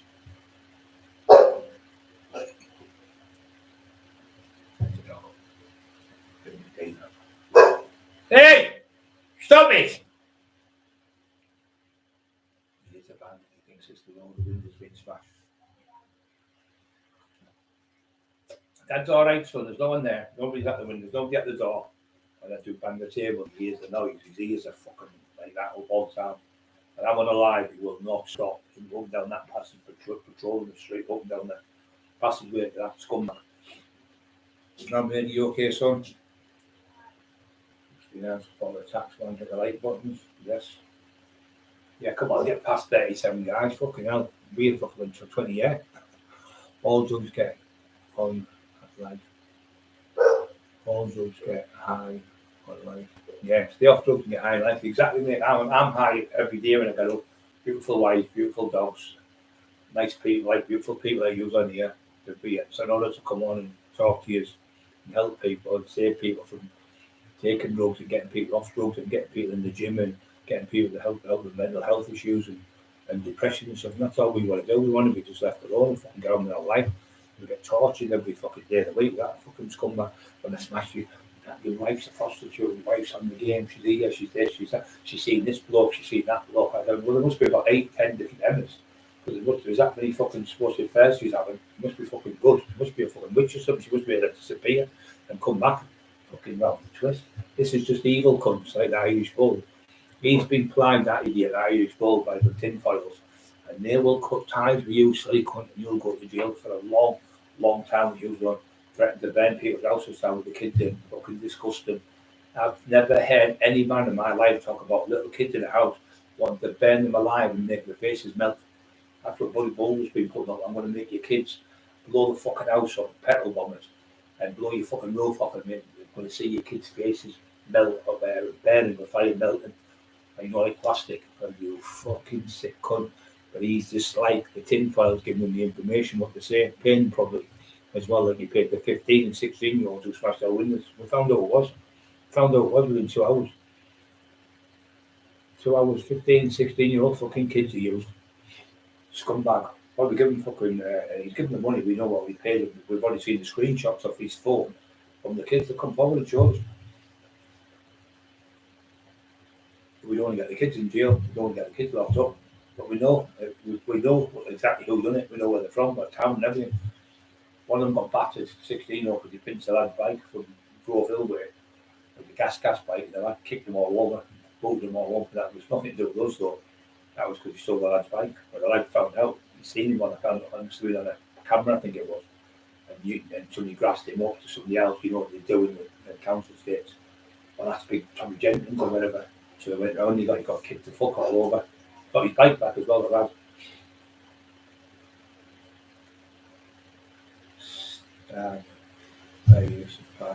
Cleaning shit. Am I right about that? Stravinsky violin cleaning shit. I don't know if that's right. I got told that by somebody from Liverpool. It was the stuff to clean violins, strings. I think it was. You know the metal bits, but they used it. It was called magic. If I'm right, I might be wrong, but I'm sure. I'm right about that. Yeah, I don't take any fucking drugs. The only type of drugs I take is like blood off the doctor. I get now and then I'll take a bit from it. Today my hands are killing me, but I tell you what, I'm putting weight on now. I can feel it. I can feel the clothes are tighter, the tops are tighter, the next face is filled now. Obviously I wasn't eating with my dad. He passed away, he was talking to my dad saying, let's all hope that Jimmy doesn't want me to bite. That's what I nearly did, but I couldn't find him anywhere to go around the country. Or putting things on there. Let's hope your dad rots in hell and never has peace and quiet. You know, evil stuff like that. Really a fucking lunatic, mental patient like him and that bull would put them comments on. And when you would never say that to anybody's dad who's died, or anyone's brother or sister or uncle or nephew, but the Tin Man does it to every single one. He's fucking sick, and the things he puts on about people is like just. You come to a line in the sand and think, well, I can't do that. There's kids in the house. There's 100 grand in there though, but I fuck that. I said, I'm not going there. There's 20 grand in the house once I was going to go. And there was kids in the house, 2, 3-year-old kids. I walked away from it. You don't win. And you don't do it because you think, if I had kids in my house and somebody going, you wouldn't want to do it. So you don't do it to someone what they wouldn't do it to you. But these fuckers, the Irish prick, the other one, they only use me and Emma because we're a big name. I'm not being bigger than that. You know I am a big name. So they use us to try and bully us and try and look out, we bully in Cockerill. But if I see them in the street, I'm off the Irish ball, I'll come to Ireland fighting. I'll come anytime you want me to meet you. Any place you want to meet me, you fucking rat, I'll meet you. But the Tin Man, I offered him out, he ran back to the police again. But he offered me out in the street. I'll fight Cockerill anywhere. I win, lose, or draw. I'll fight you anywhere. I'll fight in the gym. So when I've got better, I've challenged. I said, accepted. Challenge accepted. Now I'm not 100% fit, but even a 50% fit Brian Cockerill would destroy that cunt. But he would never have the balls. He hasn't got balls to meet me. All that Irish fat cunt. It's all talk, smoke screens and mirrors. And you've been in as many fights as I've been shot and stabbed and hit with bars and that. The fear doesn't. You don't have no fear. You just fucking like Paddy Conroy got. Even said, even though he was like one of the enemies, he went, Brian just sat there, he doesn't give a fuck. He doesn't give a fuck. He said, Conroy went, no, neither would I. I said, we're in that game. We've been at that many times. This firebombs couldn't help him. And Brian just sat there, he didn't give a fuck. He's not one bit scared. There's no fear in him whatsoever. So all that ain't going to bother him. Stop it, son. That ain't going to bother him. Stop it, son. That ain't going to bother him. Eli, stop it. That ain't going to bother Brian Cockerill about what he's been through in his life. He said, it's like fucking water. That was the way they used water for ducks black. And that was on those always like I had the trouble in the house with. But as for me, I forgive all them with what I did in the house. And people say, oh, he's doing this, he's going to make a statement about Paddy Conroy. I'd never do that. I'd never do it in a million fucking years. So he's got nothing to worry about. Nothing whatsoever. I never done it them days. I wouldn't do it now. I wouldn't do it. I wouldn't fucking make a statement against the people. The only time I make a statement, somebody's calling you a paedophile, you have the fundamental right to fucking stand up for yourself to say, I'm not a fucking wrong. You can't get, the old school used to be grass. Now it's paedophile. And that's what they spelled out about me and Emma. But we've got all the proof through by going to the schools. I wouldn't have gotten all these schools and all this stuff, and the churches and that. You wouldn't be able to go in there with the kids and everything. You're not allowed to. You'd be barred out. You'd be DBS checked. All my DBS comes back clear. I've been in schools. I worked in a gym. I worked in a gym when I was in jail, looking after kids. And there were kids going in the water, handicapped kids and I was looking after and helping them swim the floats and all that. And I wasn't a full qualified swimming instructor. I was close to it, but I was maybe a couple of weeks off. But I was still in the water with the kid. And the mum was like, thank you. The kids who loved it. It was great. And I used to take the ladies on the boxing skills. And I could box, and obviously I lifted the weights, and I got my NVQ, bodybuilding level 1, 2, and 3. I got my first aid. I got 99 out of 100. I got one question wrong, so I was first aid trained, and I went to the swimming baths. There was a gym there as well where you got, like a weight gym, but it wasn't free weights. It was like machines. So they needed someone to go from Wheelston, the jail that I went to. It was a semi-open jail. So every day I'd get up at 5 in the morning, get me food, get me breakfast, get in the van for 6 o'clock, get a shave, and I get in the van for 6 o'clock and get took out in the minibus and they drop me at the gymnasium near Skipton, I think it was, just going through towards Leeds. And they used to drop me there. Now I trained with a lad called Billy. He boxed for England. And his mate was called John when he was in prison with me. He said, oh, is John Owen there? Someone was asking about him. He said, he's a brilliant boxer in your back. And I used to train with John Owen there in the jail, but he was a good, he fought for England as well. And then I trained with Billy, so I used to be able to get a few quid in. Billy said, do you want any money bringing in? I said, I've got money, Billy. He said, well, give me it. I put it in my locker, because I had my locker that screws could just come in and find stuff, so I used to have stuff in the locker, you know what I mean? But Billy put his locker for me, lovely people. There was a last who was the Olympic swimming champion. She swam for Leeds. And I was walking down when she was swimming, I was walking, like, not quite fast. I used to have to take the water out and test the pH levels and everything. And I used to have to go to the vending machines and put like the Mars bar in. I had to trust and get the money out and give the money to the manager. And he'd count the money, so they trusted me. I've never paid to eat in my life. So then I had to go in fucking women's changing room. Dirty Tampax is what they'd had on the period. They'd throw them on the floor. I thought, fucking dirty cows, no. And I had to go in and fucking jet wash all the fucking floors and mop all the floors and then I had to buff them up. And the women's were fucking rancid, minging, I'm not joking, Tampax all over the place and fucking dirty knickers. Then we just left on the floor. I had to pick them up with rubber gloves on and throw them in the bin. It was fucking bad. But in the lads' one, it was okay. I would go in there and it was clean, and the women's, and then he had to go to do six squash courts. Yeah, it's fucking boring, isn't it? 6 squash courts I had to do. Paid that bad, I'm throwing up nearly. I've taken the last lamb of Moscow, some tablets, somebody getting sick. But these are to stop you being sick, these are fucking horrible. I'm not them, I'm not a sickly feel. It's the pains that bad, fucking kills me. Oh, I got dizzy with.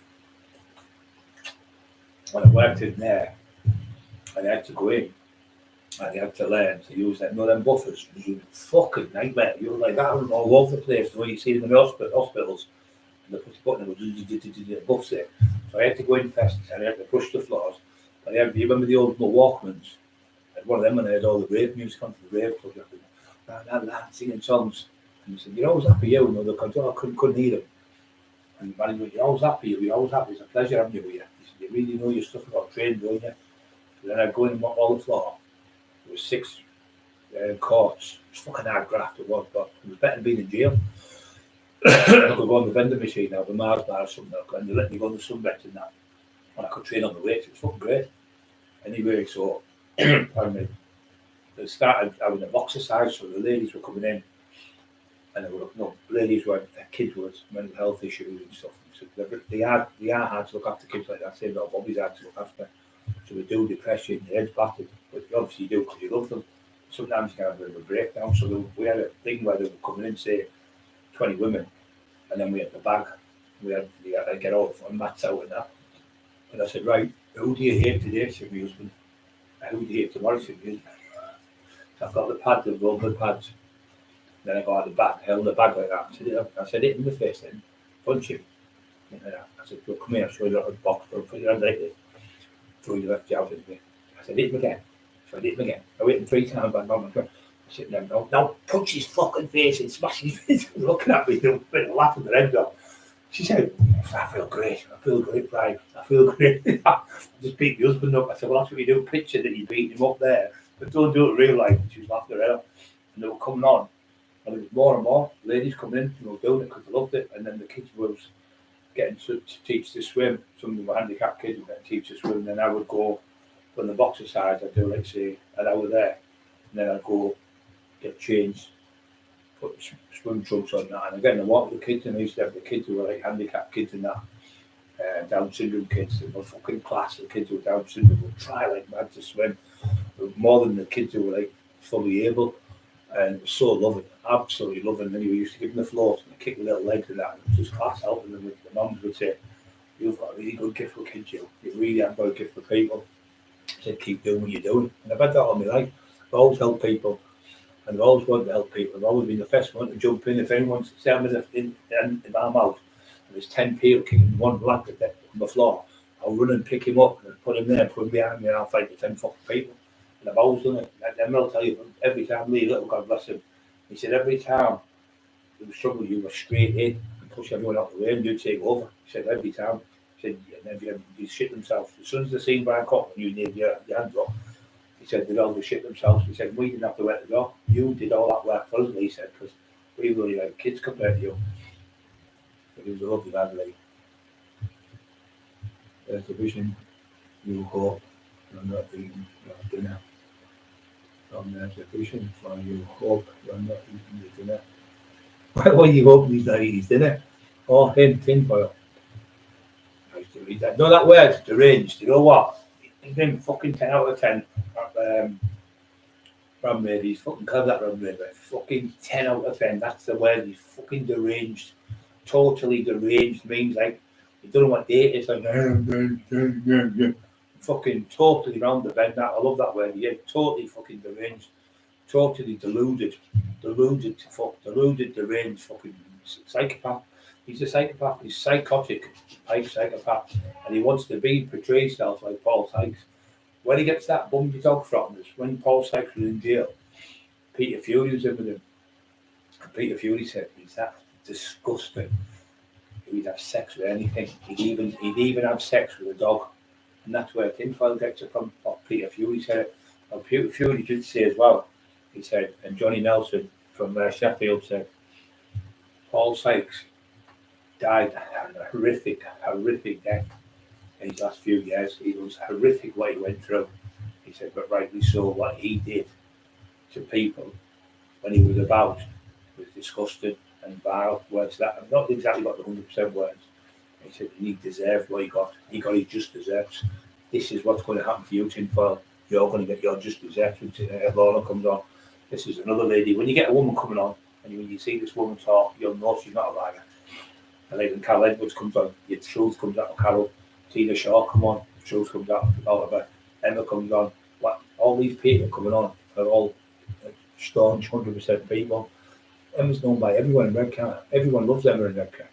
All my uncles, all my nephews, all my nieces, all my family, all love Emma. They all love her. Everywhere she goes, hey Emma, how you doing? We give her a cuddle. Like, you know, everyone loves Emma. Uncle Tam, Uncle John, Uncle Frank, all the lawyers and that, all my cousins, all them. And me, our Frank, his daughters all love her. Barbara Lee, Chantal, and Jade. They all love it a bit. Like yours, so yours, Mrs. All them love her because she goes to Weston, she goes to Middlesbrough, she goes wherever she goes. Everyone knows her and they all love her. We go to Newcastle, we go to Sunderland, we go anywhere we go.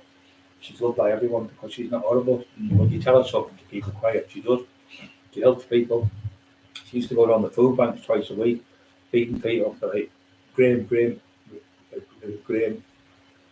what his name? Graham something. He's just lost his name then. Something Graham he's called. The church lad who was at the church. He was in, big massive lad who was in the house that helped me. He came and prayed for me, and he said the same. The demonic, these fuckers. There's only people. Me and them are paedophiles.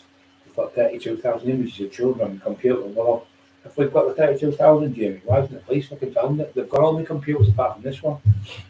Fucking big maniac. Absolute fucking maniac. If was somebody on like that, if somebody was like that name, they go, fucking watch image wrong, and then you'd know straight away. Because if you were like that, the cops would love to put it in the papers. Every time you say you've done something to two children or something, or 5 children, such and such today, Tommy Smith was found guilty of assaulting such and such and drunk disorderly. Tommy such and such was given a 5-year jail sentence 10 years ago for sexually assaulting 2 kids or something. That comes in. They always tell you the bit, regurgitate the story. We think, well, fucking hell, keep it. Rightly so, because the public have the right and the newspapers have the right to write it. There's nothing in. You go to the library, I mean, put anything in to do with women or kids or that. There's nothing. I beat women up. I used to break women's jobs and take the babies off them and put them in freezers. It's on the fucking bend. What was it? The baby crispy fingers. Fucking Captain Bird's eye babies. Fucking totally mental. You know, if he said something that was feasible, put babies in freezers. Look, imagine if we go to freezers about 20 babies in. He said if they didn't give them the money, what would they stand there all day and wait for the kids to freeze? He's round the fucking bend. If they didn't give them the money, he used to put the kids in freezers. It doesn't even make sense. Fucking mental. God, they use them as buffers.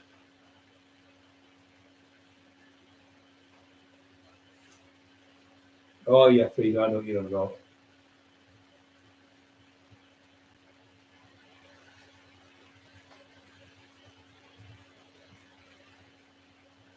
Yeah, what he does is pretend to be freedom a few times. He pretended to be autistic man, pretended to be Sparky, pretended to be loads of people. I think he pretended to be Peter Box once. I'm sure he did as well.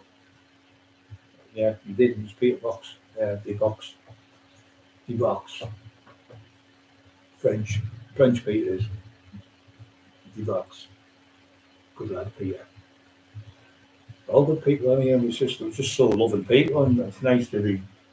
Please hit the like buttons. That's Freedom's telling us, and from Radio. I think they're all fucking telling us. Don't forget to push the like. I'm on 41. Come on, guys, let's get to 50. Push the like buttons. You know, you think thumb. You like your fucking thumbs. Do you like your fingers? Put you in the fucking freezer with the kids, you know. Fucking round the bed. I'm saying, God, fucking round the put kids in freezers. Fucking rad. Fucking mental. You see, everyone would never forget that one if you put them in a freezer. Fucking hell. Put him in a fucking freezer. Fucking hell. It's fucking mental. Please hit the like buttons, mate. Good night, mate. Is that you off, son? Is that you off? Who's going? Please hit the like button, freedom button. Any old school night, mate. Yeah, good night, Jenny Old School. Love you all. I'm going to come see you then. We'll have some meat down Eston or something, or Redcar or something. We're going to have a meal or something, mate. when you're ready for a run out or something. Of course, we have to have some talk about there. MVP.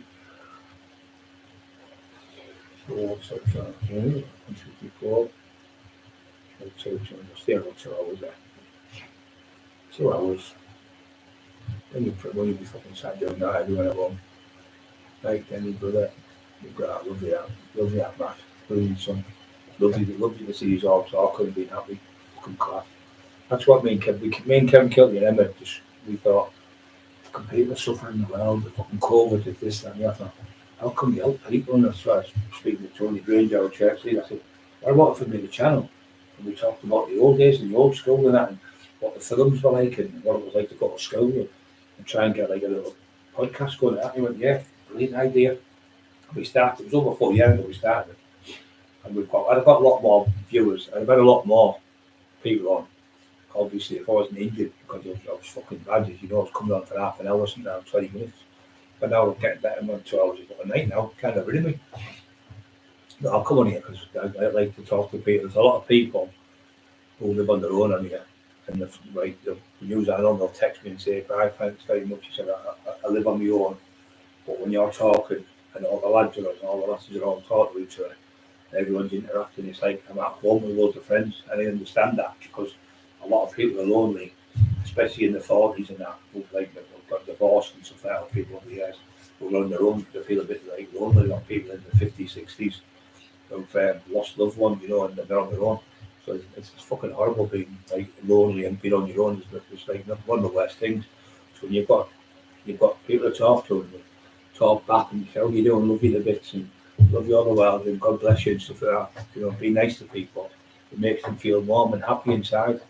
But when you're fucking nasty and horrible like he is, warm, good night, God bless them, Brian, God bless you, love you all the world, son. Thank you very much for being on. Just nice to be nice, and then the people go over and you have a nice warm feel, glow inside you because you've all been happy with each other. You've all helped somebody who's come on with a bit of depression, and then that depression just seems to go because when you're sat on your own, you're depressed. You're like sat on your own, you're thinking, and your mind's going round and round and round. Because I'm wanting to talk to you and you listen to me, and you talk to each other, it just bypasses because your brain's working. It's cognitive brain is working then. But when you just sat on the house, you're in a bit of a trance sometimes. So you're going, I'm sorry, I'm your own, and I'm depressed and I'm this and that. So you're telling yourself that. And what happens is you're feeding your brain then with the information that my hands are definitely getting bigger. I'm not the fucking size of my hands now, getting bigger every day. So it's training fucking good now. He wouldn't see that there one shot on that daft cunt. His head would come off his fucking shoulders, a fucking crank. I remember hitting the back with John Black and he went to me, "No, you had me on the pads, so like, you had me on the back of the pads." Lovely man, John. Just talked to Peter Rumble, he said, "You always talk well to you guys." And when I was punching the pad, he said, "The 10 best heavyweights in the world, there's only 2 or 3 hitting as hard as you and hitting as fast as you." He said, "But if you dropped another 3 stone, because I was 22, 23 stone, I think 22, I think it was John. If you dropped down to about 80, 90 stone, you'd be fucking awesome, absolutely awesome. Your speed would probably be double what it is now, because it's phenomenal." When I was hitting the pad, he used to pull the pad back, John. I said, "Oh, John, not tough that. You think I'm going to end up with my shoulders and arthritis with shoulders with you?" He said, "Brian," when I was on the back, I was punching it, he said, all you need to do is knock a man down, about 14, 15 stone man. With them punches, you knock a wall down. There's fucking power in that right hand. You knock a wall down, them punches." He said, "So at the end of the day, try and pull back the power." And any Brooks said the same. He come up, "Stop it, Eli! Now! Stop it!" So when any Brooks come up, I pretended I couldn't box probably anyway. "Oh, you're going to have to fight better than that if you're going to have a second fight with the arse." He said, "Fucking hell, Brian." Anyway, I said, "Oh, can you hold it for us there at the end then? Because when it's moving, it's no good for me." So he held it. I did the same when I did with McIntyre. But it was even better than the guys because they had more room within that fucking gym upstairs.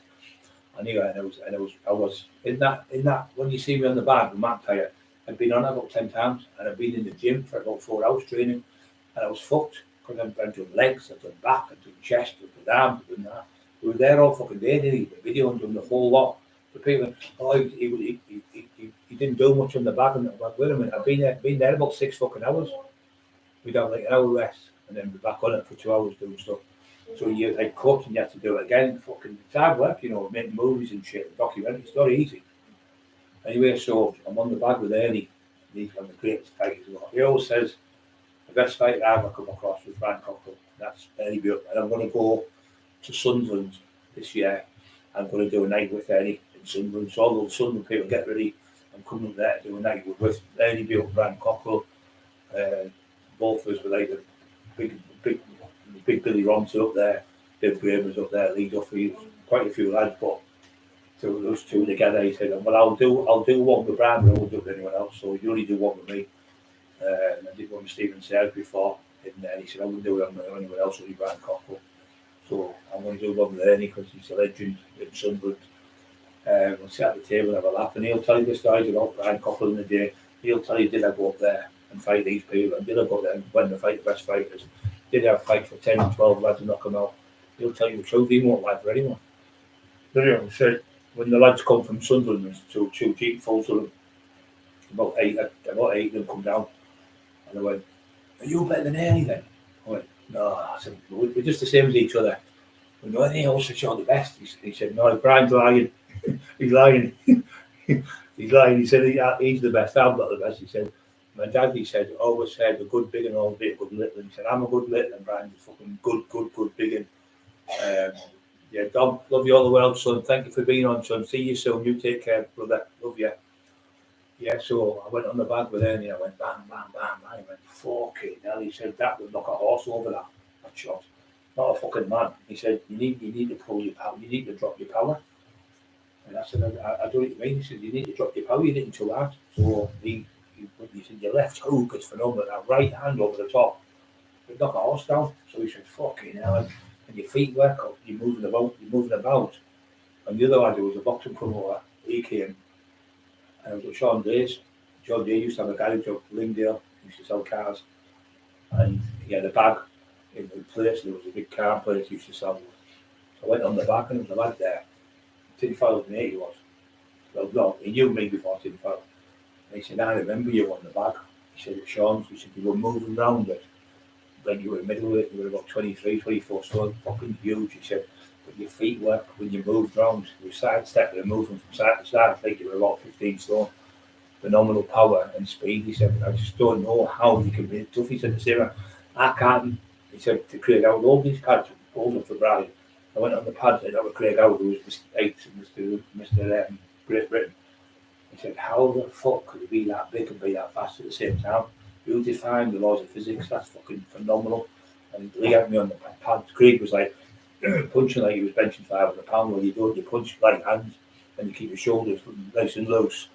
Keep down and think fast hands, not like one thing power.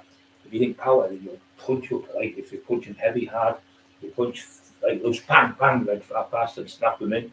And what you do is when you punch, you throw a punch and you land the punch on somebody's chin, but you only go through about half inch. So you hit them on the chin there, and you stop just there, and you pull it back a bit, and that just pull it back a bit, and that generates all the power in the explosive power comes in the chin that just fucking shattered the jaw in 3 places. Called the Garden fracture.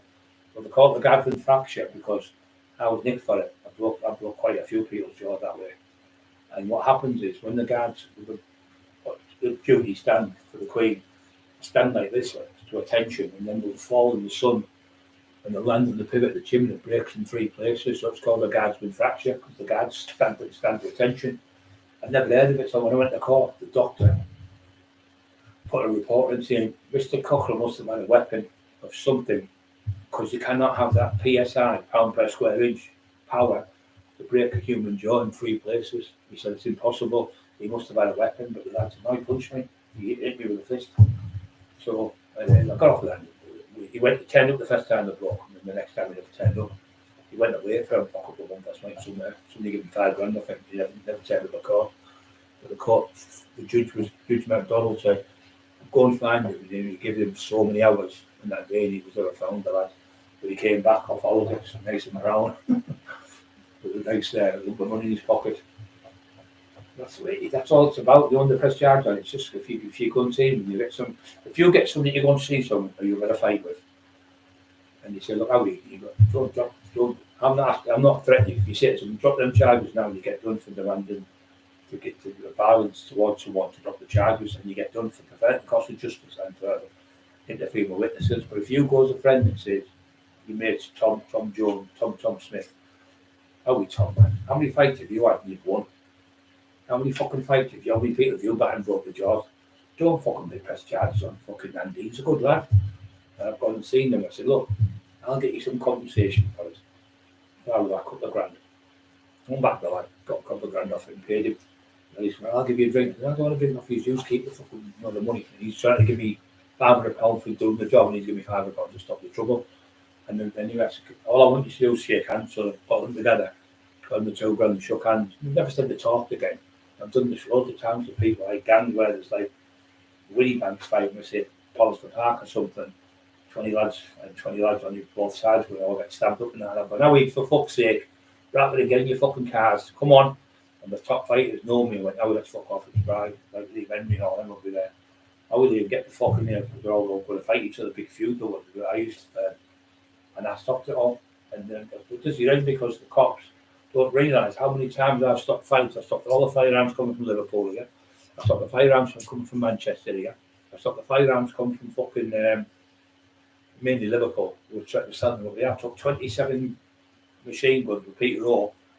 I let you had them and we made him fucking send them back to Liverpool. There was 27 Mac 10 machine guns he had in his house. We went out to score a bit of gear off him and he had all these machine guns all over the fucking house. Anyway, later on in life, he got caught again with about 30 or 40 guns. He ended up getting 35 years to the Terrorism Act, which is rightly so. Imagine having Mac 10 machine guns on the streets of Teesside people. That's why there's nobody gets shot. The old day, people used to get shot with 9mm, like handguns or shotguns or 36 police special or a fucking Luger 9mm, which is a German gun. And they were 9mm and the Browning 9mm. But the only thing with them, they jam like fuck. So you need somebody in the army, which I had, to clean them and oil and make sure they're right. I put one behind the wall once, need a radiator, and I went out to a nightclub so I would fight with these lads, and he was a fucking hit me with a stick, so I pulled the gun out, shot the cunt. But I was lucky because it jammed. The bullet jumped out, allegedly, and it fell down these fucking steel stairs in the nightclub because I chased him up this nightclub in Blazers. And with the armed response coming out of the police, the whole building was surrounded. In Berkshire, in Stockton. Speedy's missus got the gun allegedly and got out the house, out the bottom of the building. So the cops got me and pulled me in anyway and fucking nicked us. But there was no powder residue on me because I'd never fired. I was very fucking lucky. And I made the ones over. They were all top fights from militaries. I think they were clever ones coming to Stockton. So anyway, I made them jump off the roof. It was about 30 foot. One broke his ankle and one broke his leg. And one dislocated his kneecap.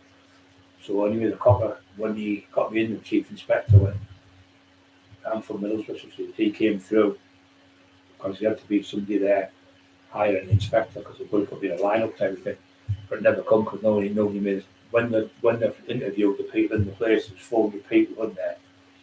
And out of the 400 people, everyone was on the toilet or I was at the bar or I was talking to mate. I've seen Ryan Cockerill, I don't even know who he is. And no one was made a statement against me, so they had no evidence. And the people I did it to, I chased them out of Teesside, fucked off, they went out of the area for years, and they come back years later, about 15 years later, apologised to me, I let them back in. But that's the type of power I had. But no one made a statement. Not one person made a statement. They did make statements, but they just said, I was just popping in for a minute to see my mum when I was on the toilet. She said, fucking hell. The cop said, there must be fucking big toilets in that fucking club because there must have been 100 people in the toilet at once. But the people you know yourselves, you know you don't on council states. You don't make statements to the police. You sort it out between yourselves. You get it sorted out.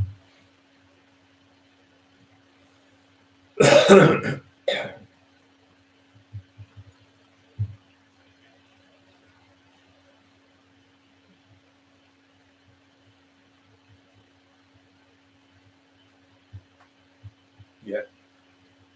Yes, I was going to say. Yes, so the cops got me and took me in the police and the chief inspector. Did you beat them up, Brian? I went, in case he had a call around me, I went, he said, because they're better in my house, them cunts. They're in my house, I've got kids in the house, and I said, that's fucking wrong. You wouldn't do it even to the police. You wouldn't do it. So I went, no, I never, no, I never fucking beat them up. I was shaking my head to me, went, that'll do me. Me never talk back. He went, that. He knew what I was on about, the kids who were bugging it. I went, no, but I did fucking, he was like, that to me, brilliant, you've done that to it. Anyway, he said, you won't be much longer, because kept me in overnight. The next day, they let us go, me and Speedy got in for it. It was the night when, fucking, we were calling from Leeds, not like that. Travelling like I'm fucking, Henry Wharton was fighting for the British middleweight title that night, years and years ago. I don't just do this. On the 69 sound, yeah.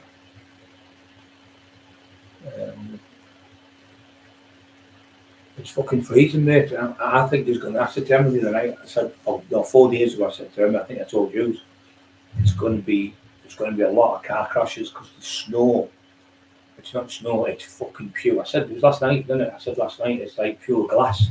When you're walking, you're fucking slipping. And that's the nightmare, whatever you do, try and not fucking brake. Because if you brake, I remember having a Cosworth, was it the white one? No, it was might have been the white one. Might have been the white one. I'm going to Rosewood and it broke on a fucking bend, and it was like a bend where it was just like on a slope like that. The fucking car went, whoa, no, it's like you're like in slow motion, and you're crashing. Oh fucking hell, the car, it's damaged, horrendous to a Cosworth with the parts. And it spun right round, it spun round again, and it went boom, by that much close to it and stopped. I went, oh man, thank good you God, no, and he fucking fell over the ice. It was fucking pure black ice. Oh, scary, really bad, horrible. You can't do nothing about it. No matter how good a drive you are, you can't get it back round because it just goes. But that's the West Indian, that ice, black ice, fucking horrible. There's some areas, that's what it's like. It's freezing now, freezing ice. Right, guys, I'm going to shoot. I've been on over 2 hours, so I hope everyone's okay. I'll be a lot. It was really warm here today. Today, it was the sun was splitting the trees out there, but it was still icy on the road. Fucking mad, isn't it?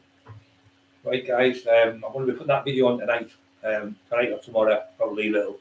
You'll see little Lee, great lad, but yeah, rest in peace, Lee. We love you, mate. And obviously, we've been thinking of your family and your friends. He's got that many fucking friends. He had that many friends, Lee. You know, he's loved by everyone. Never had anyone in my life call him.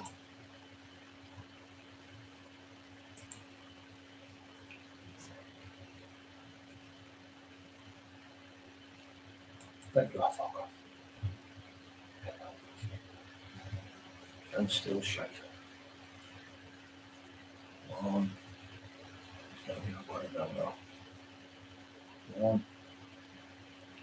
Sometimes I get the spot on, sometimes I'm not doing it again. Fucking moving it down, okay, I don't know. It's moving. Right, yes. I got